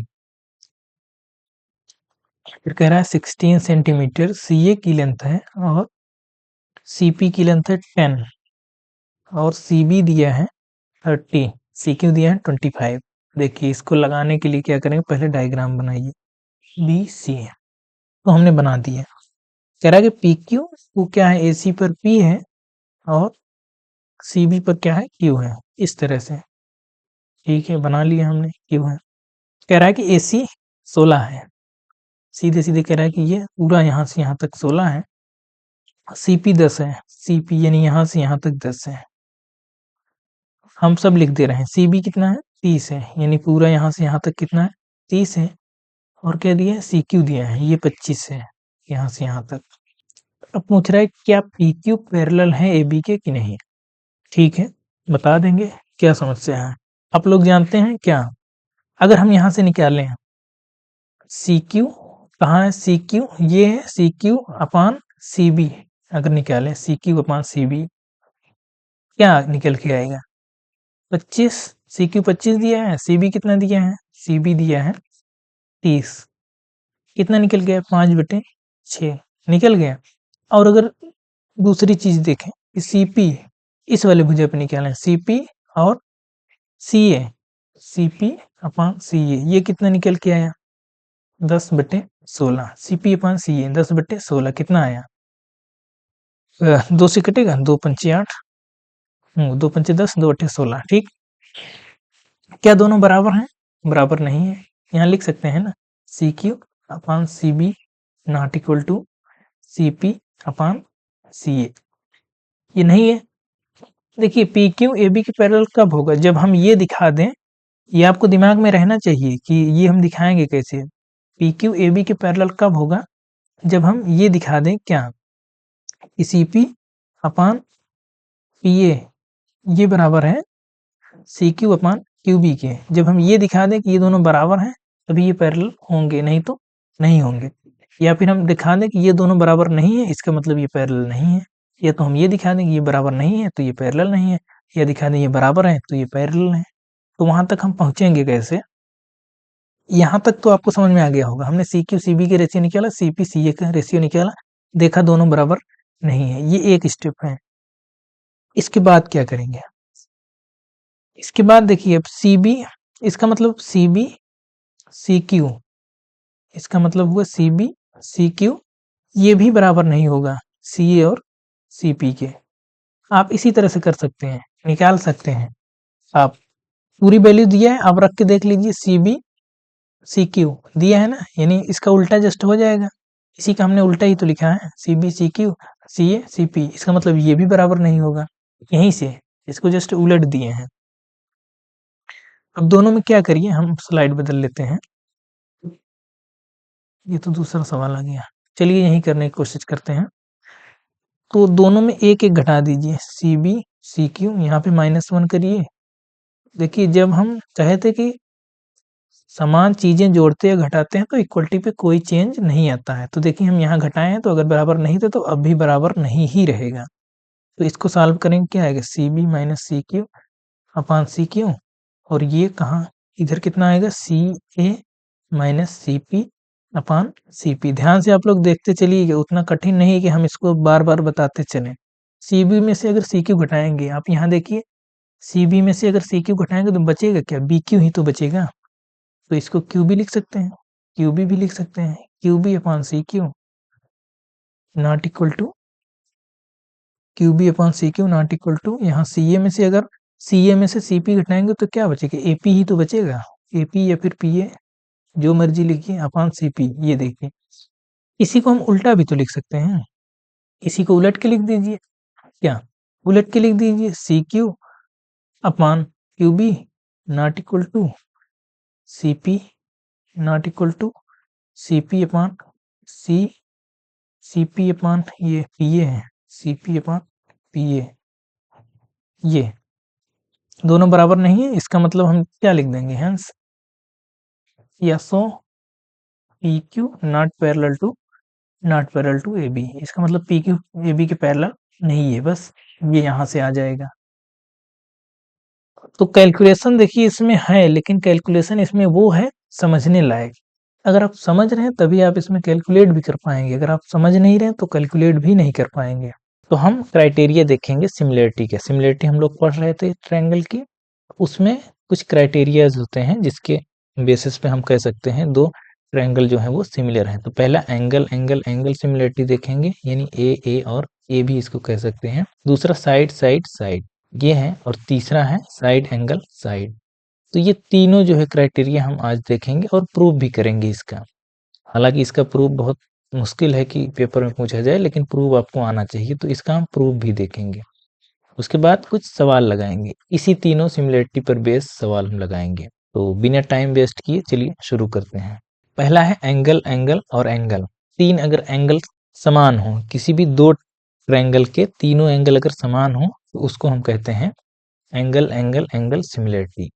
इसी को एक थ्योरम के रूप में प्रूव करेंगे। हम तीनों जो है, तीनों क्राइटेरिया को एक थ्योरम के रूप में प्रूव करेंगे। तो थ्योरम इसमें क्या बनेगी, if in two triangles corresponding angles are equal, then corresponding sides are in the same ratio, that is they are proportional and hence the two triangle are similar। इसमें कह रहा है कि अगर किसी दो ट्रायंगल के करस्पॉन्डिंग एंगल्स बराबर हैं, जैसे ये एंगल इसके बराबर अगर हो जाए, ये एंगल इसके बराबर हो जाए, और ये एंगल इसके बराबर हो जाए, तो करस्पॉन्डिंग एंगल्स अगर बराबर हो जाए तो कह रहा है then corresponding sides are in the same ratio, तो कह रहा है कि इनकी करस्पॉन्डिंग साइड्स का रेशियो सेम होगा। यानी अगर हम इसको नाम दे दें ए बी सी और इसको दे दें डी ई एफ, कुछ भी दे सकते हैं आप नाम। तो कह रहा है कि अगर इसके एंगल सेम है, ए डी के बराबर है, एंगल ए एंगल डी के बराबर है, एंगल बी एंगल ई के बराबर है और एंगल सी एंगल एफ के बराबर है, तो इसके जो रेशियो है साइड का ए बी और डी ई का रेशियो और बी सी और ई एफ का रेशियो और ए सी और डी एफ का रेशियो सेम होगा, ये कह रहा है। इसको हम लोग प्रूव करते हैं। अब सबसे पहले लिख देंगे जो दिया है उसी को थोड़ा सा सही रूप में लिख देंगे। क्या दिया क्या है, angle A equal to angle D दिया है और angle B equal to angle E दिया है और angle C equal to angle F दिया है। ये पूरे स्टेटमेंट से क्लियर है। हमको प्रूव क्या करना है, प्रूव करना है, सब कुछ स्टेटमेंट में दिया है कि प्रूव क्या करना है और दिया क्या है। प्रूव हमको करना है, कह रहा है then corresponding sides are in the same ratio, यानी करस्पॉन्डिंग साइड्स का रेशियो सेम होगा। ए बी और डी के रेशियो जो हमने बताया वही अब हम लिख रहे हैं, लैंग्वेज में लिख रहे हैं बस, ए सी अपान डी एफ ये इक्वल टू होगा बी सी अपान ये बी सी और ये ई एफ, ये हमको प्रूव करना है। आई होप इतना आपको समझ में आ रहा है। और अगर ये हो गया, ये हो गया, दोनों हो गया, तो हम कह देंगे कि क्या, इसलिए triangle A B C similar होगा ट्रायंगल डी ई एफ के। ये हम जानते हैं दो ट्रायंगल सिमिलर कब कहे जाते हैं, जब दोनों के करस्पॉन्डिंग एंगल सेम हो और साइड का रेशियो सेम हो। इसके लिए हम क्या करेंगे, कंस्ट्रक्शन हम थोड़ा सा करेंगे, अगली स्लाइड में हम देख लेते हैं। तो ये था A B C D E F. Proof हम थोड़ा सा तेजी से लेके चलेंगे और हम ये सुनिश्चित करते हुए चलेंगे कि आपको पूरा समझ में आए, तो आपको दिक्कत कहीं नहीं होगी। तो प्रूफ में आप बिल्कुल ध्यान से देखिए, एक एक चीज सिंगल डिटेल हम बताते चलेंगे। इसमें हम क्या करेंगे, सबसे पहले हम कंस्ट्रक्शन करेंगे। वो कंस्ट्रक्शन क्या होगा, वो कंस्ट्रक्शन ये होगा कि ये जो ए बी है, ए बी के बराबर हम यहाँ पे काट लेंगे, ये यहाँ पी, यानी डी पी जो होगा वो ए बी के बराबर होगा और यहाँ से डी क्यू जो होगा वो ए सी के बराबर होगा। ये इसको पी को क्यू से मिला देंगे। यही हम यहाँ लिखेंगे कंस्ट्रक्शन में, हमने क्या किया है। आई थिंक ये आप लोग लिख लेंगे। अब इसमें शुरू करते हैं प्रूफ में। एक एक चीज आप लोग देखते जाइए। दोनों ट्रायंगल को पहले लीजिए, इन ट्रायंगल ए बी सी और जो हमने ये नया ट्रायंगल बनाया है triangle and triangle D P Q. अब इन दोनों में अगर ध्यान से देखिए तो ए बी बराबर है किसके, डी पी के, अभी अभी हमने किया कंस्ट्रक्शन से किया, और ए सी बराबर है किसके, डी क्यू के। इसको 1 मान लीजिए, इसको 2 मान लीजिए। ये क्यों है, बाई कंस्ट्रक्शन हमने खुद ही किया है कि ये इसके बराबर है, तो बाई कंस्ट्रक्शन यहाँ लिख सकते हैं। और एक चीज ध्यान से देखिए, ये एंगल ए एंगल डी के बराबर है कि नहीं, पहले ही दिया था। यहाँ देखिए गिवन कंडीशन में यही दिया था, एंगल ए बराबर एंगल डी, ये इतना गिवन में लिखा है ना, तो एंगल ए बराबर एंगल डी। ये क्यों, क्योंकि ये दिया है गिवन। तो दो साइड बराबर है और एक एंगल बराबर है, तो हम इसको क्या कह सकते हैं, इसलिए triangle A B C congruent होगा किसके, ट्रायंगल डी पी क्यू के, डी पी क्यू के कांग्रुएंट होगा कि नहीं। क्यों, यहाँ लिख दे रहे हैं by side angle side, side angle side, दो साइड के बीच वाले एंगल अगर हैं तो साइड एंगल साइड प्रॉपर्टी से क्या होगा, ये कांग्रुएंट होगा। इसके बाद क्या करेंगे, अगर ये कांग्रुएंट है तो आप जानते हैं कांग्रुएंट है तो उसके सारे करस्पॉन्डिंग एंगल्स और करस्पॉन्डिंग साइड्स बराबर होती हैं, ये आप जानते हैं। तो यहाँ से अगर देखा जाए तो एंगल बी किसके बराबर होगा, ये वाला एंगल बी अगर आप देखा जाए तो इसके बराबर होगा कि नहीं होगा, साफ साफ दिख रहा है, क्योंकि ये ट्रायंगल इस ट्रायंगल के सर्वांगसम या कांग्रुएंट है। तो एंगल बी बराबर यहाँ से कितना आएगा, एंगल बी बराबर एंगल पी आएगा, डायग्राम से भी आप देख सकते हैं। लेकिन एंगल बी बराबर है क्या, आपने पहले क्या लिखा था, एंगल बी बराबर एंगल ई है ना, लेकिन एंगल बी बराबर तो दिया है एंगल ई, ये तो हम कह सकते हैं क्या, हम कह सकते हैं कि एंगल पी बराबर एंगल ई लिखा जा सकता है। यही दोनों से, अब बी पी के बराबर है और बी ही ई के बराबर है, तो पी ई के बराबर नहीं हो जाएगा, वही हमने लिखा है यहाँ। और अगर पी ई के बराबर है, देखिए अगर ये एंगल पी जो है ई के बराबर है, इसका मतलब इस कौन से एंगल है, ये करस्पॉन्डिंग एंगल से दो पैरेलल साइड्स के, ये पी क्यू और ये पैरेलल है, करस्पॉन्डिंग एंगल्स इक्वल होते हैं, एंगल पी और एंगल ई के अगर बराबर है तो इसका मतलब पी क्यू जो है ये इम्प्लाई क्या करेगा, इसका मतलब पी क्यू पैरेलल है ई एफ के।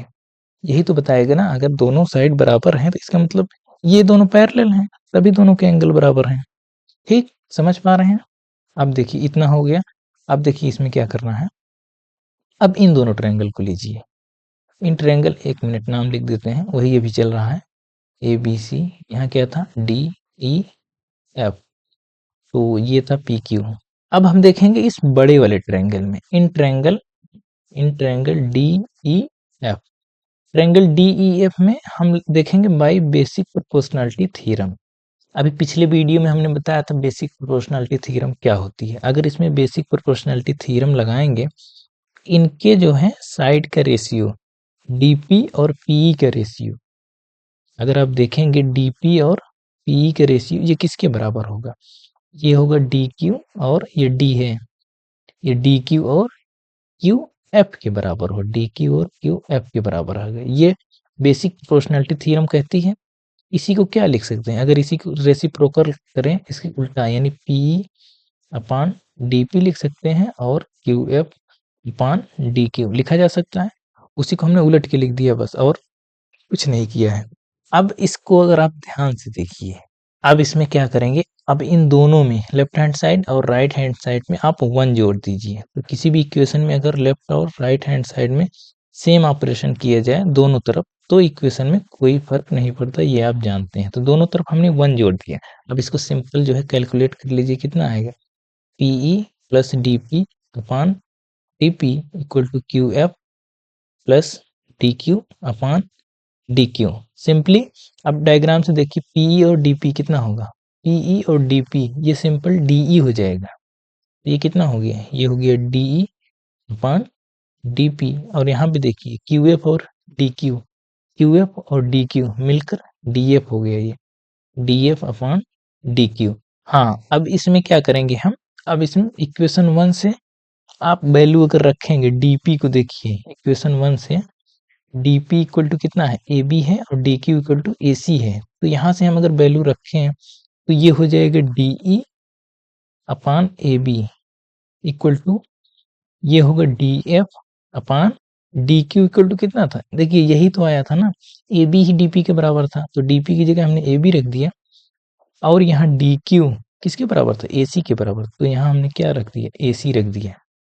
तो कहाँ से, from equation 1 and 2, from equation 1 and 2 अभी हमने दिखाया आपको। ये देख लीजिए एक बार फिर, ये देखिए ए बी ही डी पी के बराबर है, ए सी और डी क्यू बराबर है, कंस्ट्रक्शन से हमने किया था, शुरुआत में बताया था, यहाँ डायग्राम में भी देख सकते हैं दोनों तरफ। तो यहाँ से ये हो गया, या फिर इसी को क्या लिखा जा सकता है, इसी को अगर आप उलट के लिख दीजिए, ए बी अपान डी कर दीजिए और ए सी अपान डी एफ, इसी का रेसिप्रोकल ले लीजिए। जैसे इसको लिखा जा सकता है क्या, A B upon D E equal to A C upon D F, उसी का हमने रेसिप्रोकल ले लिया, बस इसको इक्वेशन 3 मान लीजिए।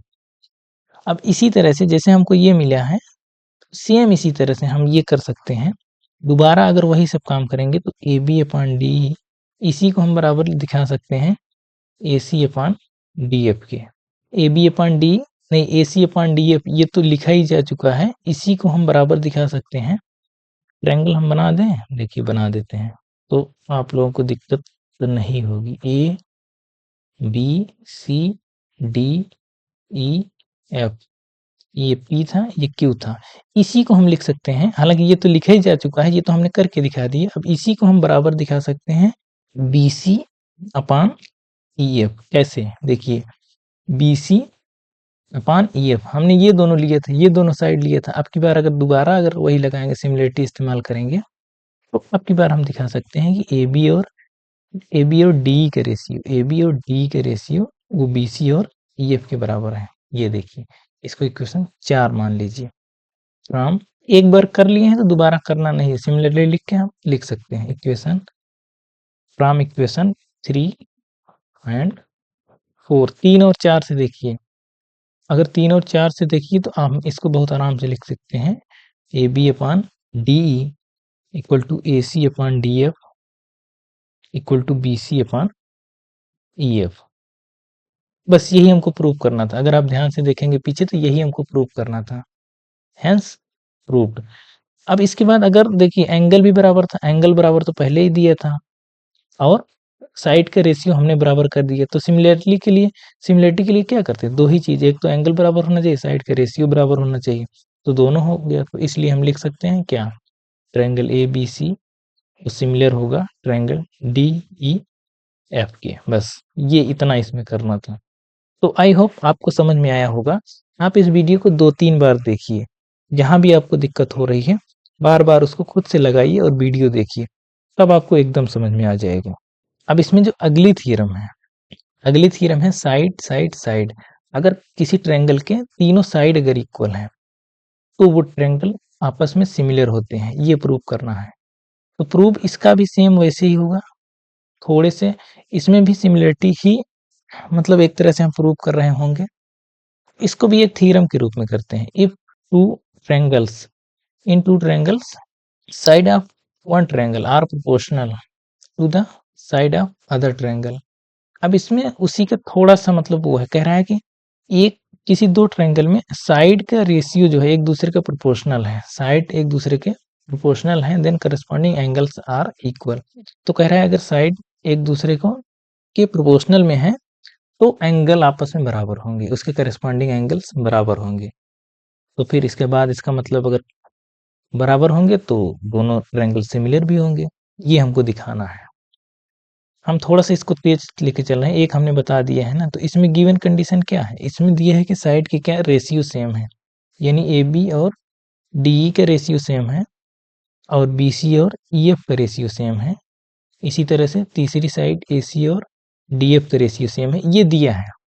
और हमको इसमें प्रूव क्या करना है, हमको इसमें प्रूव करना है, प्रूफ ये करना है क्या कि एंगल बराबर होंगे, A बराबर D के होगा और एंगल B बराबर एंगल E के होगा और एंगल C बराबर एंगल F के होगा, ये प्रूव करना है। और अगर ये हो गया, ये हमने प्रूव कर दिया, ये दिया था ये हमने प्रूव कर दिया, तो हम कह सकते हैं क्या, ट्रायंगल ABC ये सिमिलर होगा ट्रायंगल DEF के। तो इतना हम कर सकते हैं। तो आई होप समझ पा रहे होंगे आप लोग। सेम वैसे ही करना है, कंस्ट्रक्शन पहले करना है जैसे उसमें किए थे। कंस्ट्रक्शन में क्या करेंगे, AB के बराबर यहाँ पे DP काट लेंगे और AC के बराबर यहाँ पे DQ काट लेंगे। ये हम यहाँ पे लिखेंगे, जो हम काटे हैं उसको हम लिखेंगे यहाँ पे। अब क्या करेंगे, नाम लिख देते हैं पहले, ABCDEFPQ, ये हो गया।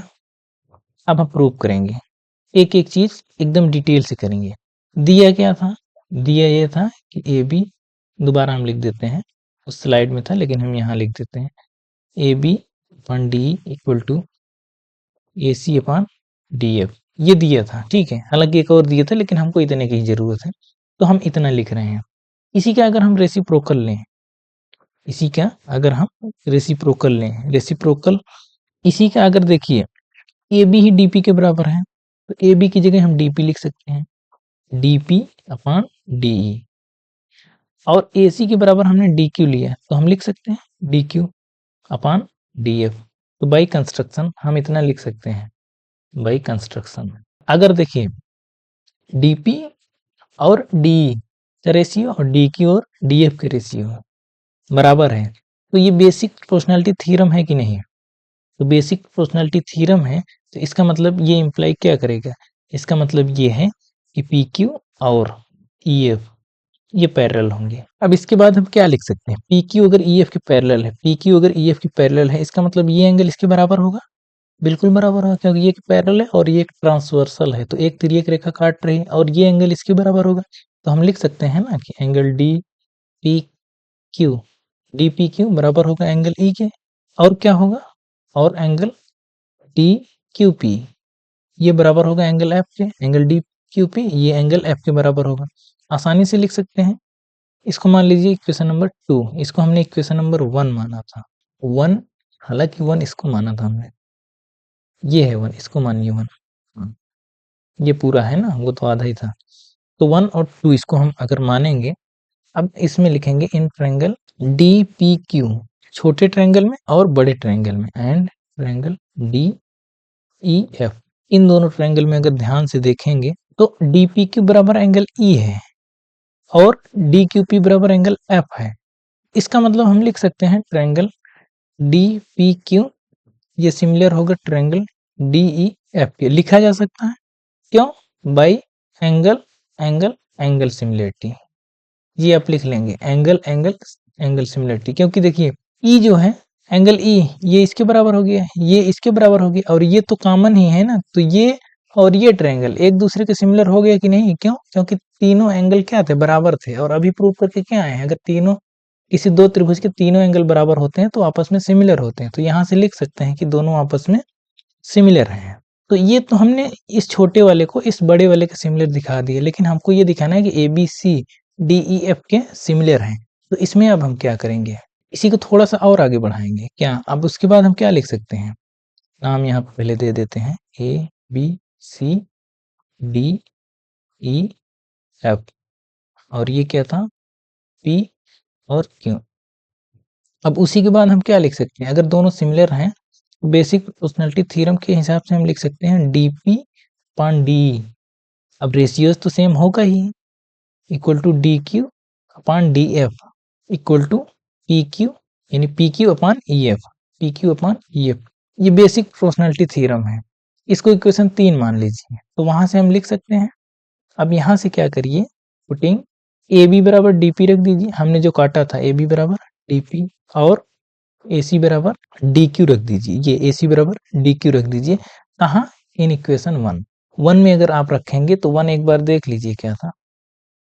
1 यही था, सारे साइड्स का रेशियो। हाँ तो ठीक है, तो अगर 1 में रखेंगे तो क्या मिलेगा? यहाँ मिलेगा डी पी अपॉन डी, यही तो ना, ए बी अपॉन डी था, तो कितना हो गया? डी पी अपॉन डी हो गया, equal to B C upon E F equal to D Q upon D F, ये मिलेगा, ये डी है डी एफ।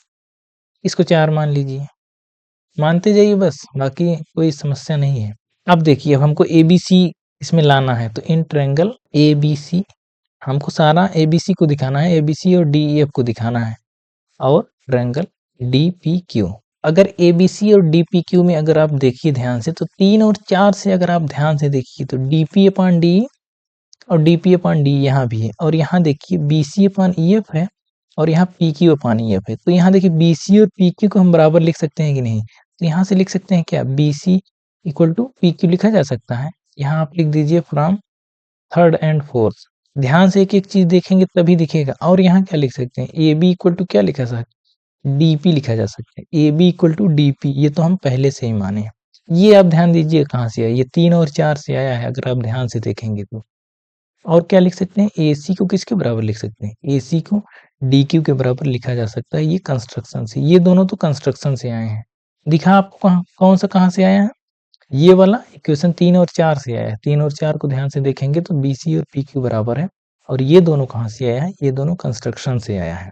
अब देखिए 3 साइड बराबर हैं, तो by side side side similarity से हम क्या लिख सकते हैं? इसलिए ट्रायंगल ए बी सी जो होगा वो कांग्रुएंट होगा ट्रायंगल डी पी, ये डी है, ये डी पी क्यू के, by side side side similar, ये कांग्रुएंसी से यहाँ बना देते हैं।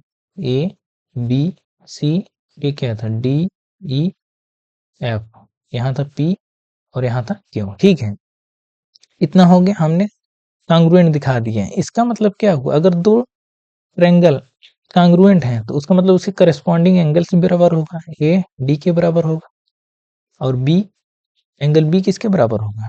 एंगल डी पी क्यू के बराबर होगा, डी पी क्यू के बराबर होगा, और एंगल सी किसके बराबर होगा? एंगल एफ के बराबर होगा, एंगल सी एंगल एफ के बराबर होगा। ये इक्वेशन 3 से है, इतना तो आप समझ ही पा रहे होंगे, ये इक्वेशन 3 से है। अब देखिए पूरा मिल गया, इसका मतलब हम क्या कह सकते हैं? देखिए दो एंगल, अब देखिए तीनों एंगल बराबर हैं, तीनों एंगल अगर बराबर हैं तो क्या हुआ? ट्रायंगल सिमिलर होते हैं एक दूसरे के ट्रायंगल।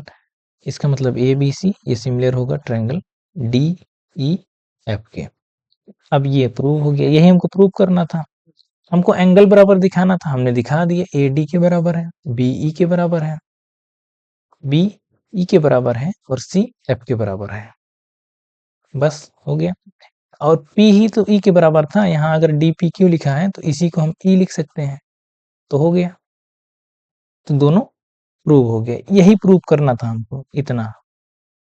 दो थ्योरम प्रूव हो गई। अब इसमें हम थोड़े से सवाल करेंगे, थोड़े क्या, ठीक ठाक सवाल करेंगे, बढ़िया सवाल करेंगे। एक सिमिलरिटी और है लेकिन इसका हम प्रूव नहीं कराएंगे, प्रूव आप लोग खुद करिए। साइड एंगल साइड का, ये दो प्रूव कराए हैं, एक प्रूव आप लोग खुद से करेंगे, ठीक है। सेम ऐसे ही लॉजिक लगेगा, आप किताब की हेल्प लेंगे, वहां से आपको आसानी से आ जाएगा। हम कुछ सवालों को करेंगे इसमें, जैसे इसमें कह रहा है कि state which pair of triangle in the given figure are similar. हालांकि इसमें फिगर देना चाहिए था, नहीं दिया है, चलिए हम बना देते हैं। गिवन फिगर इस तरह से है कुछ इसमें, हालांकि किताब में था, इसी तरह से था, जहां तक याद है हम बना रहे हैं। देखिए, ये है ए, ये है बी, ये है सी, ये है डी, ये है ई और ये है एफ। ये है 6, ये है 4। उल्टा बन गया, 6 कम है 4 ज्यादा है, खैर बन गया तो बन गया, ठीक है। ये 3 और ये 4.5। क्या कह रहा है, स्टेट सिमिलरिटी क्राइटेरिया यूज। कह रहा है कौन से दो पेयर, एक और इसमें बना है, कह रहा है कौन से दो पेयर जो है इसमें सिमिलर हैं और कौन सी क्राइटेरिया इस्तेमाल की गई है ये भी बताना है। और पी क्यू आर, ये 12 है, ये 9 है। तो सबसे पहले देखिए साइड के रेशियो हम चेक करते हैं, तो हम दो ट्रायंगल में चेक करेंगे, ये पहला है, ये दूसरा है, ये तीसरा है। तो हम पहले चेक करेंगे ए बी और ई एफ का रेशियो। देखिए जहां पे बराबर मिल जाए ए बी और ई एफ, कहाँ है, ई एफ यहाँ है, तो 6/4.5। तो देखिए कुछ मिल रहा है, और उसके बाद फिर करेंगे, ये 4 और 3 का बनेगा, बी सी और डी ई, 4 और 3 का, तो ये 4 और 3, हाँ बन जाएगा। देखिए देखिए आपको ध्यान देते रहना है कि बनेगा कि नहीं बनेगा। तो देखिए यहाँ क्या बनेगा, 60/45 अगर करेंगे, 15 चौके 60, 15 3 45, 4:3 है ए बी और ई एफ का। इसी तरह से बी सी और डी ई का देखिए, तो वो सीधे सीधे लिखा है, बी सी और डी ई का रेशियो 4/3, बी सी और डी के रेशियो सीधे सीधे 4/3 आ गया है। तो हम कह सकते हैं क्या, देखिए दोनों का रेशियो समान आया ना, A B upon E C, E F equal to B C upon D E, ये बराबर है, इसलिए हम कह सकते हैं। अच्छा हाँ, इसमें एंगल भी दिया था, हाँ ये एंगल इसके बराबर है और ये एंगल इसके बराबर, ये तीनों एंगल ये इसके बराबर है, यही इसके बराबर है, ठीक है। तो इसमें ये दोनों एंगल भी बराबर है, तो देखो ये रेशियो सेम है, और एंगल बी बराबर है एंगल ई के, इन दोनों के बीच का एंगल भी तो बराबर है। इसका मतलब क्या होगा, triangle A B C similar होगा।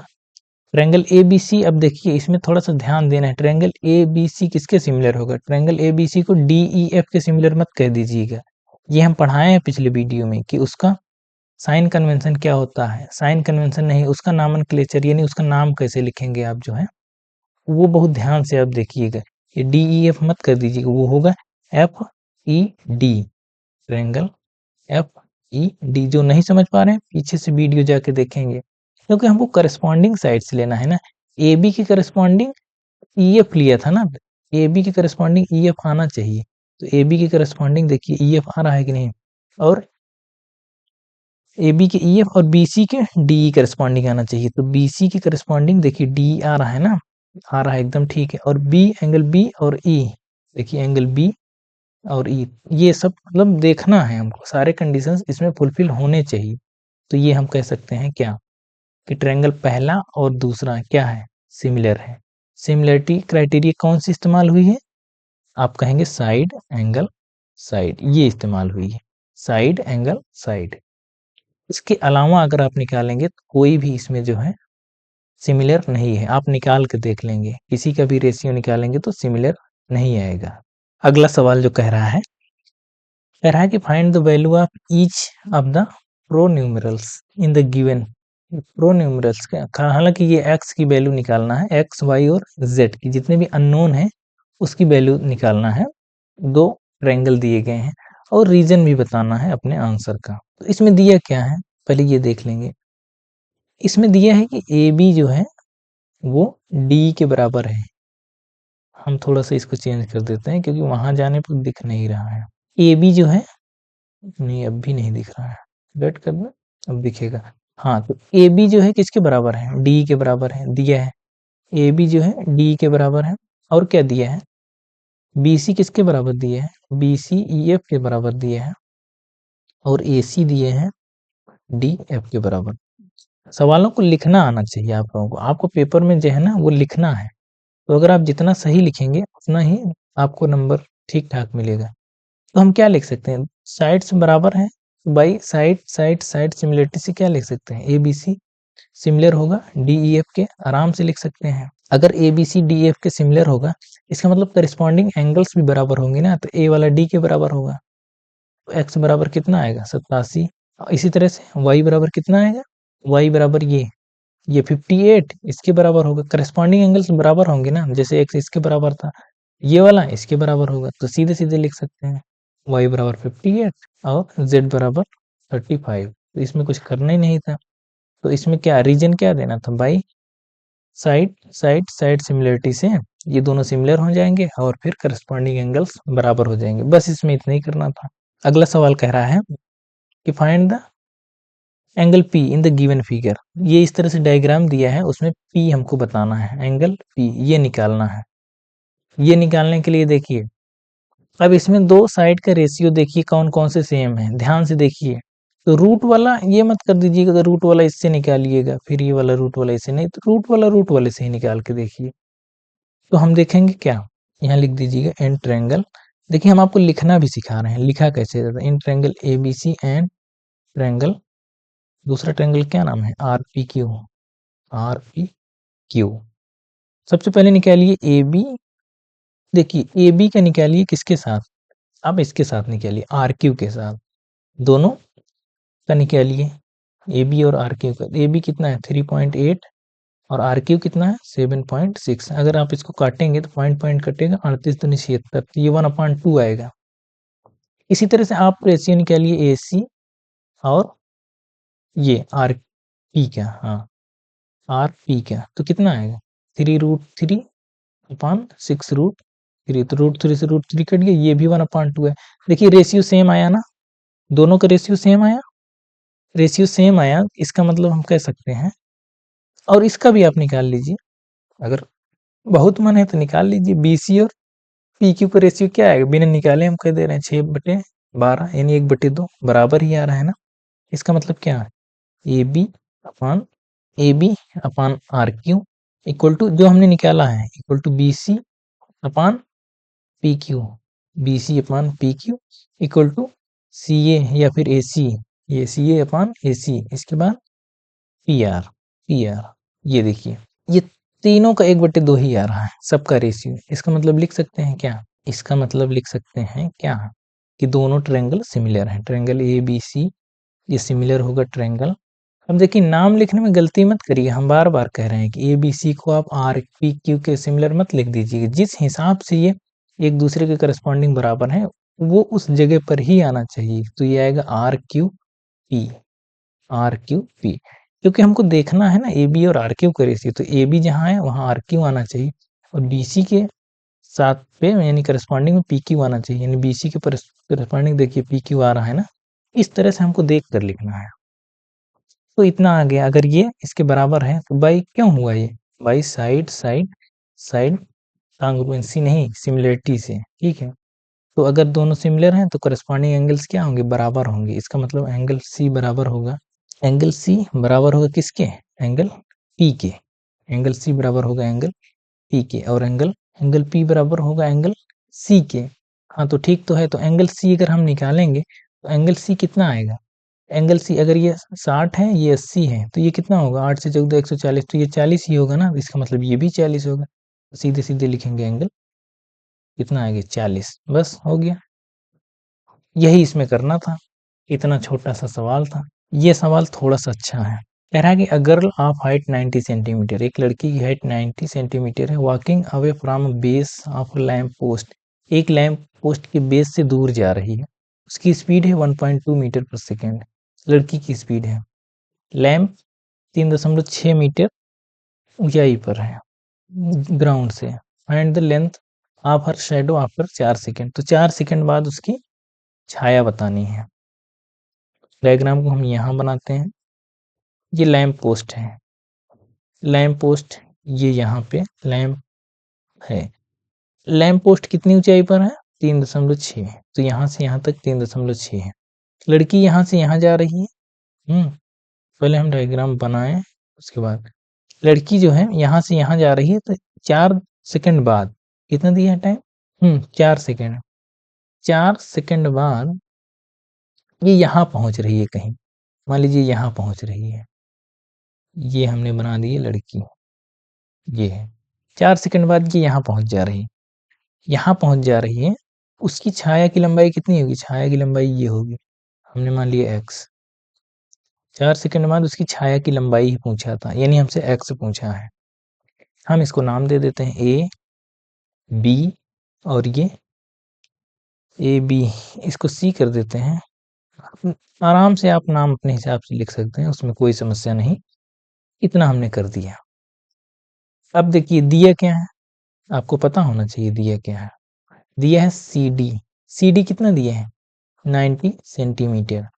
देखिए यूनिट का खेल है इसमें। अगर इसमें 3.6 देखिए ये मीटर में दिया है और ये सेंटीमीटर में दिया है, तो इसको हम मीटर में पहले बदल लेंगे। तो ये मीटर में आ गया। इसकी हाइट कितनी है? 0.9 मीटर। ए बी कितना दिया है? ए बी दिया है 3.6 मीटर। 3.6 मीटर। और स्पीड कितना दिया है? स्पीड दिया है 1.2 मीटर पर सेकेंड। इस स्पीड से जा रही है। अब दोनों ट्रायंगल को ध्यान से देखिए। ये देखिए ये परपेंडिकुलर खड़ा है और लड़की भी परपेंडिकुलर ही खड़ी है, यानी ये दोनों इसके पैरेलल हैं।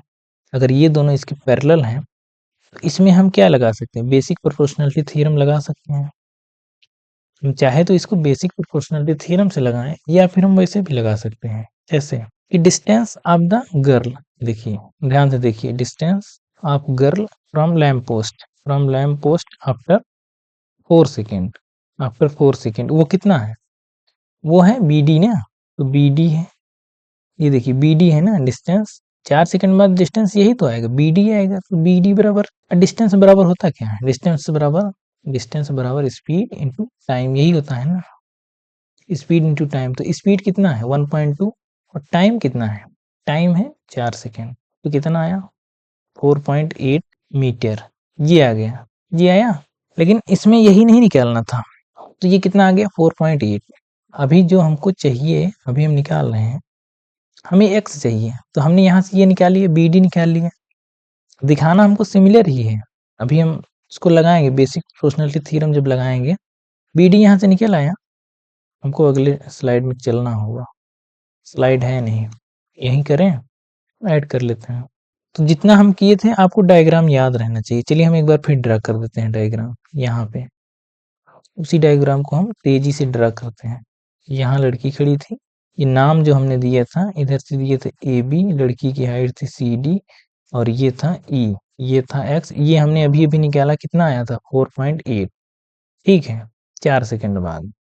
अब देखिए हमने सब कुछ निकाल लिया। अब हमको क्या निकाल देखना है? In triangle ABE। देखिए ABE और ट्रायंगल CDE में, इन दोनों में देखना है। इन दोनों में अगर हम बेसिक प्रोपोर्शनलिटी थ्योरम लगाएं, या आप वैसे ही देखिए, हालांकि हम बता दे रहे हैं लगा क्यों रहे हैं, क्योंकि देखिए इसलिए लगा रहे हैं कि एंगल B जो है किसके बराबर होगा?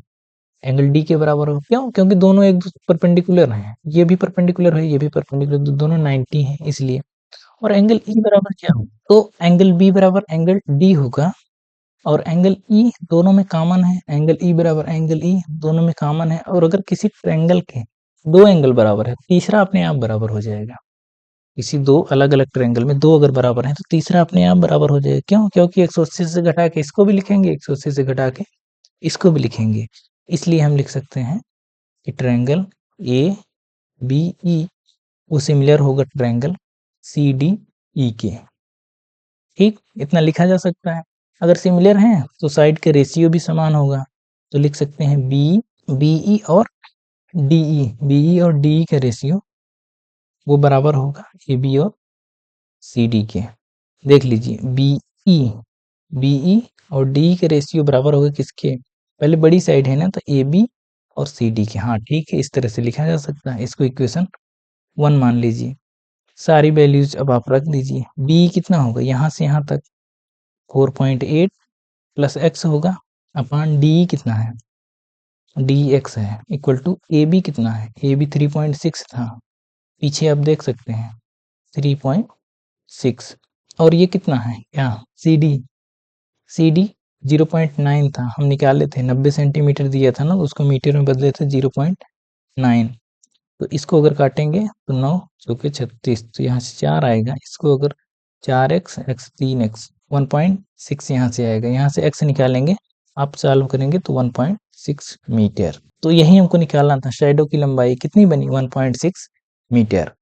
ये था सवाल। इसके बाद अगला सवाल देखते हैं। आगे सवाल हमको लगता है नहीं है, हाँ एक सवाल हम और करेंगे, एक सवाल करेंगे उसके बाद वीडियो को खत्म करेंगे। इसमें कह रहा है कि in triangle A B C and A M P, तो देख लीजिए ए बी सी और ए एम पी, हाँ छोटे वाला और बड़े वाले में दोनों राइट एंगल ट्रायंगल हैं, बी और एम पर राइट एंगल हैं रिस्पेक्टिवली। प्रूव करना है सी ए और एम पी, पी ए और बी सी का मल्टीपल सेम है, दोनों को गुणा करेंगे। करेंगे कैसे, दो लाइन का सवाल है बस, इसमें कुछ नहीं करना है। दोनों ट्रायंगल सिमिलर होंगे कि नहीं पहले ये देख लीजिए। अगर इसका आंसर करेंगे तो आप लिखेंगे क्या, in triangle A B C and triangle, हम आपको बिल्कुल लिखना सिखा रहे हैं, नहीं तो लाइन सवाल तो एक ही लाइन का है, कैसे देख रहे हैं, दिखा रहे हैं आपको। एंगल ए दोनों में कॉमन है कि नहीं, एंगल ए बराबर एंगल ए आप लिख सकते हैं, और एंगल बी बराबर क्या लिख सकते हैं, एंगल एम दिए ही है, ये दिया है, और ये क्यों है, क्योंकि कॉमन एंगल है, कॉमन है तो बराबर है, कॉमन एंगल है, ए के बराबर है, बी एम के बराबर है, तो तीसरा एंगल अपने आप बराबर हो जाएगा, सी पी के बराबर हो जाएगा, अपने आप बराबर हो जाएगा। तो by angle angle angle similarity triangle A B C वो सिमिलर हो जाएगा ट्रायंगल ए एम पी के। तो अगर सिमिलर हो जाएगा तो साइड का रेशियो भी बराबर हो जाएगा, तो क्या लिख सकते हैं, A B upon A M equal to B C upon P M या फिर M P equal to C A upon A P, C A upon A P, हाँ तो पहले छोटा वाला फिर बड़ा वाला, ठीक है, तो लिखा जा सकता है। अब इन दोनों को आप देख लीजिए ध्यान से, ये इन दोनों को यहाँ से अगर देख लीजिए, बी सी और ए पी यहाँ से लिख सकते हैं, बी सी क्रॉस मल्टीप्लिकेशन कर दीजिए, ए पी इक्वल टू क्या लिखा जा सकता है, सी ए इंटू एम पी, बस यही प्रूव करना था, हेंस प्रूव्ड। ये देखिए यही प्रूव करना था, हेंस प्रूव्ड। ये इतना सवाल है। तो सवाल इसमें बहुत अच्छे बनते हैं और बहुत आसान होते हैं इसके सवाल। इसके सवाल सिर्फ आपके कॉन्सेप्चुअल अंडरस्टैंडिंग पर होते हैं, बाकी इसमें बहुत कुछ नहीं करना होता है। तो आई थिंक सवाल खत्म हो गया है। एक सवाल है, इसको आप लोग खुद से लगाइएगा, लगा सकते हैं। इसमें करना क्या है हम बता दे रहे हैं। ए सी के बराबर है दिया है, ये एंगल इसके बराबर दिया है, और ए बी 6 दिया है, ये 6 दिया है, और बी पी 15 दिया है, ये 15 दिया है, ठीक है, और ए पी दिया है कितना, ए पी दिया है 12, और सी पी दिया है 4, सब दे ही दिया है, तो पूछा क्या है, find the length of P D. अच्छा पी डी पूछा है, ये पूछा है, पी डी और सी डी यानी ये पूछा है और ये पूछा है, ठीक है। इसको करेंगे कैसे, दो लाइन का सवाल है, दो लाइन का सवाल इसलिए है, इस ट्रायंगल को आप ए पी बी को इसके सिमिलर दिखाएंगे, पी सी डी के सिमिलर दिखाएंगे, ठीक है। नाम आप क्रम से लिखेंगे, जिस हिसाब से जो सा एंगल और करस्पॉन्डिंग साइड से बराबर होगी आप लिखेंगे, इस वाले ट्रायंगल को इसके करस्पॉन्डिंग दिखाएंगे, तब आप दोनों को सिमिलर अगर कह देंगे तो वहां से साइड का रेशियो अगर निकालेंगे तो साइड भी निकल आएगी। आप लोग खुद करिएगा, नहीं आएगा तो कमेंट करके आप हमको बताइएगा, हम इसके लिए अलग से आपको बता देंगे। कमेंट करेंगे, खुद करेंगे, पहले प्रयास करेंगे, नहीं आएगा तो हमको बताएंगे, ठीक है। हमने आपको पूरा समझाया, आपको मुझे लगता है आपको समझ में भी आया होगा। जहां भी आपको कहीं डाउट आ रहा है, अगर डाउट आ रहा है आप उसको एक जगह लिखिए और उसको कमेंट करिए, सीधा आप हमसे पूछिए जहां भी नहीं आ रहा, तो हम कोशिश करेंगे उसका सारे डाउट्स को किसी एक क्लास में समराइज करते हैं। तो आज की क्लास यहीं तक होगी।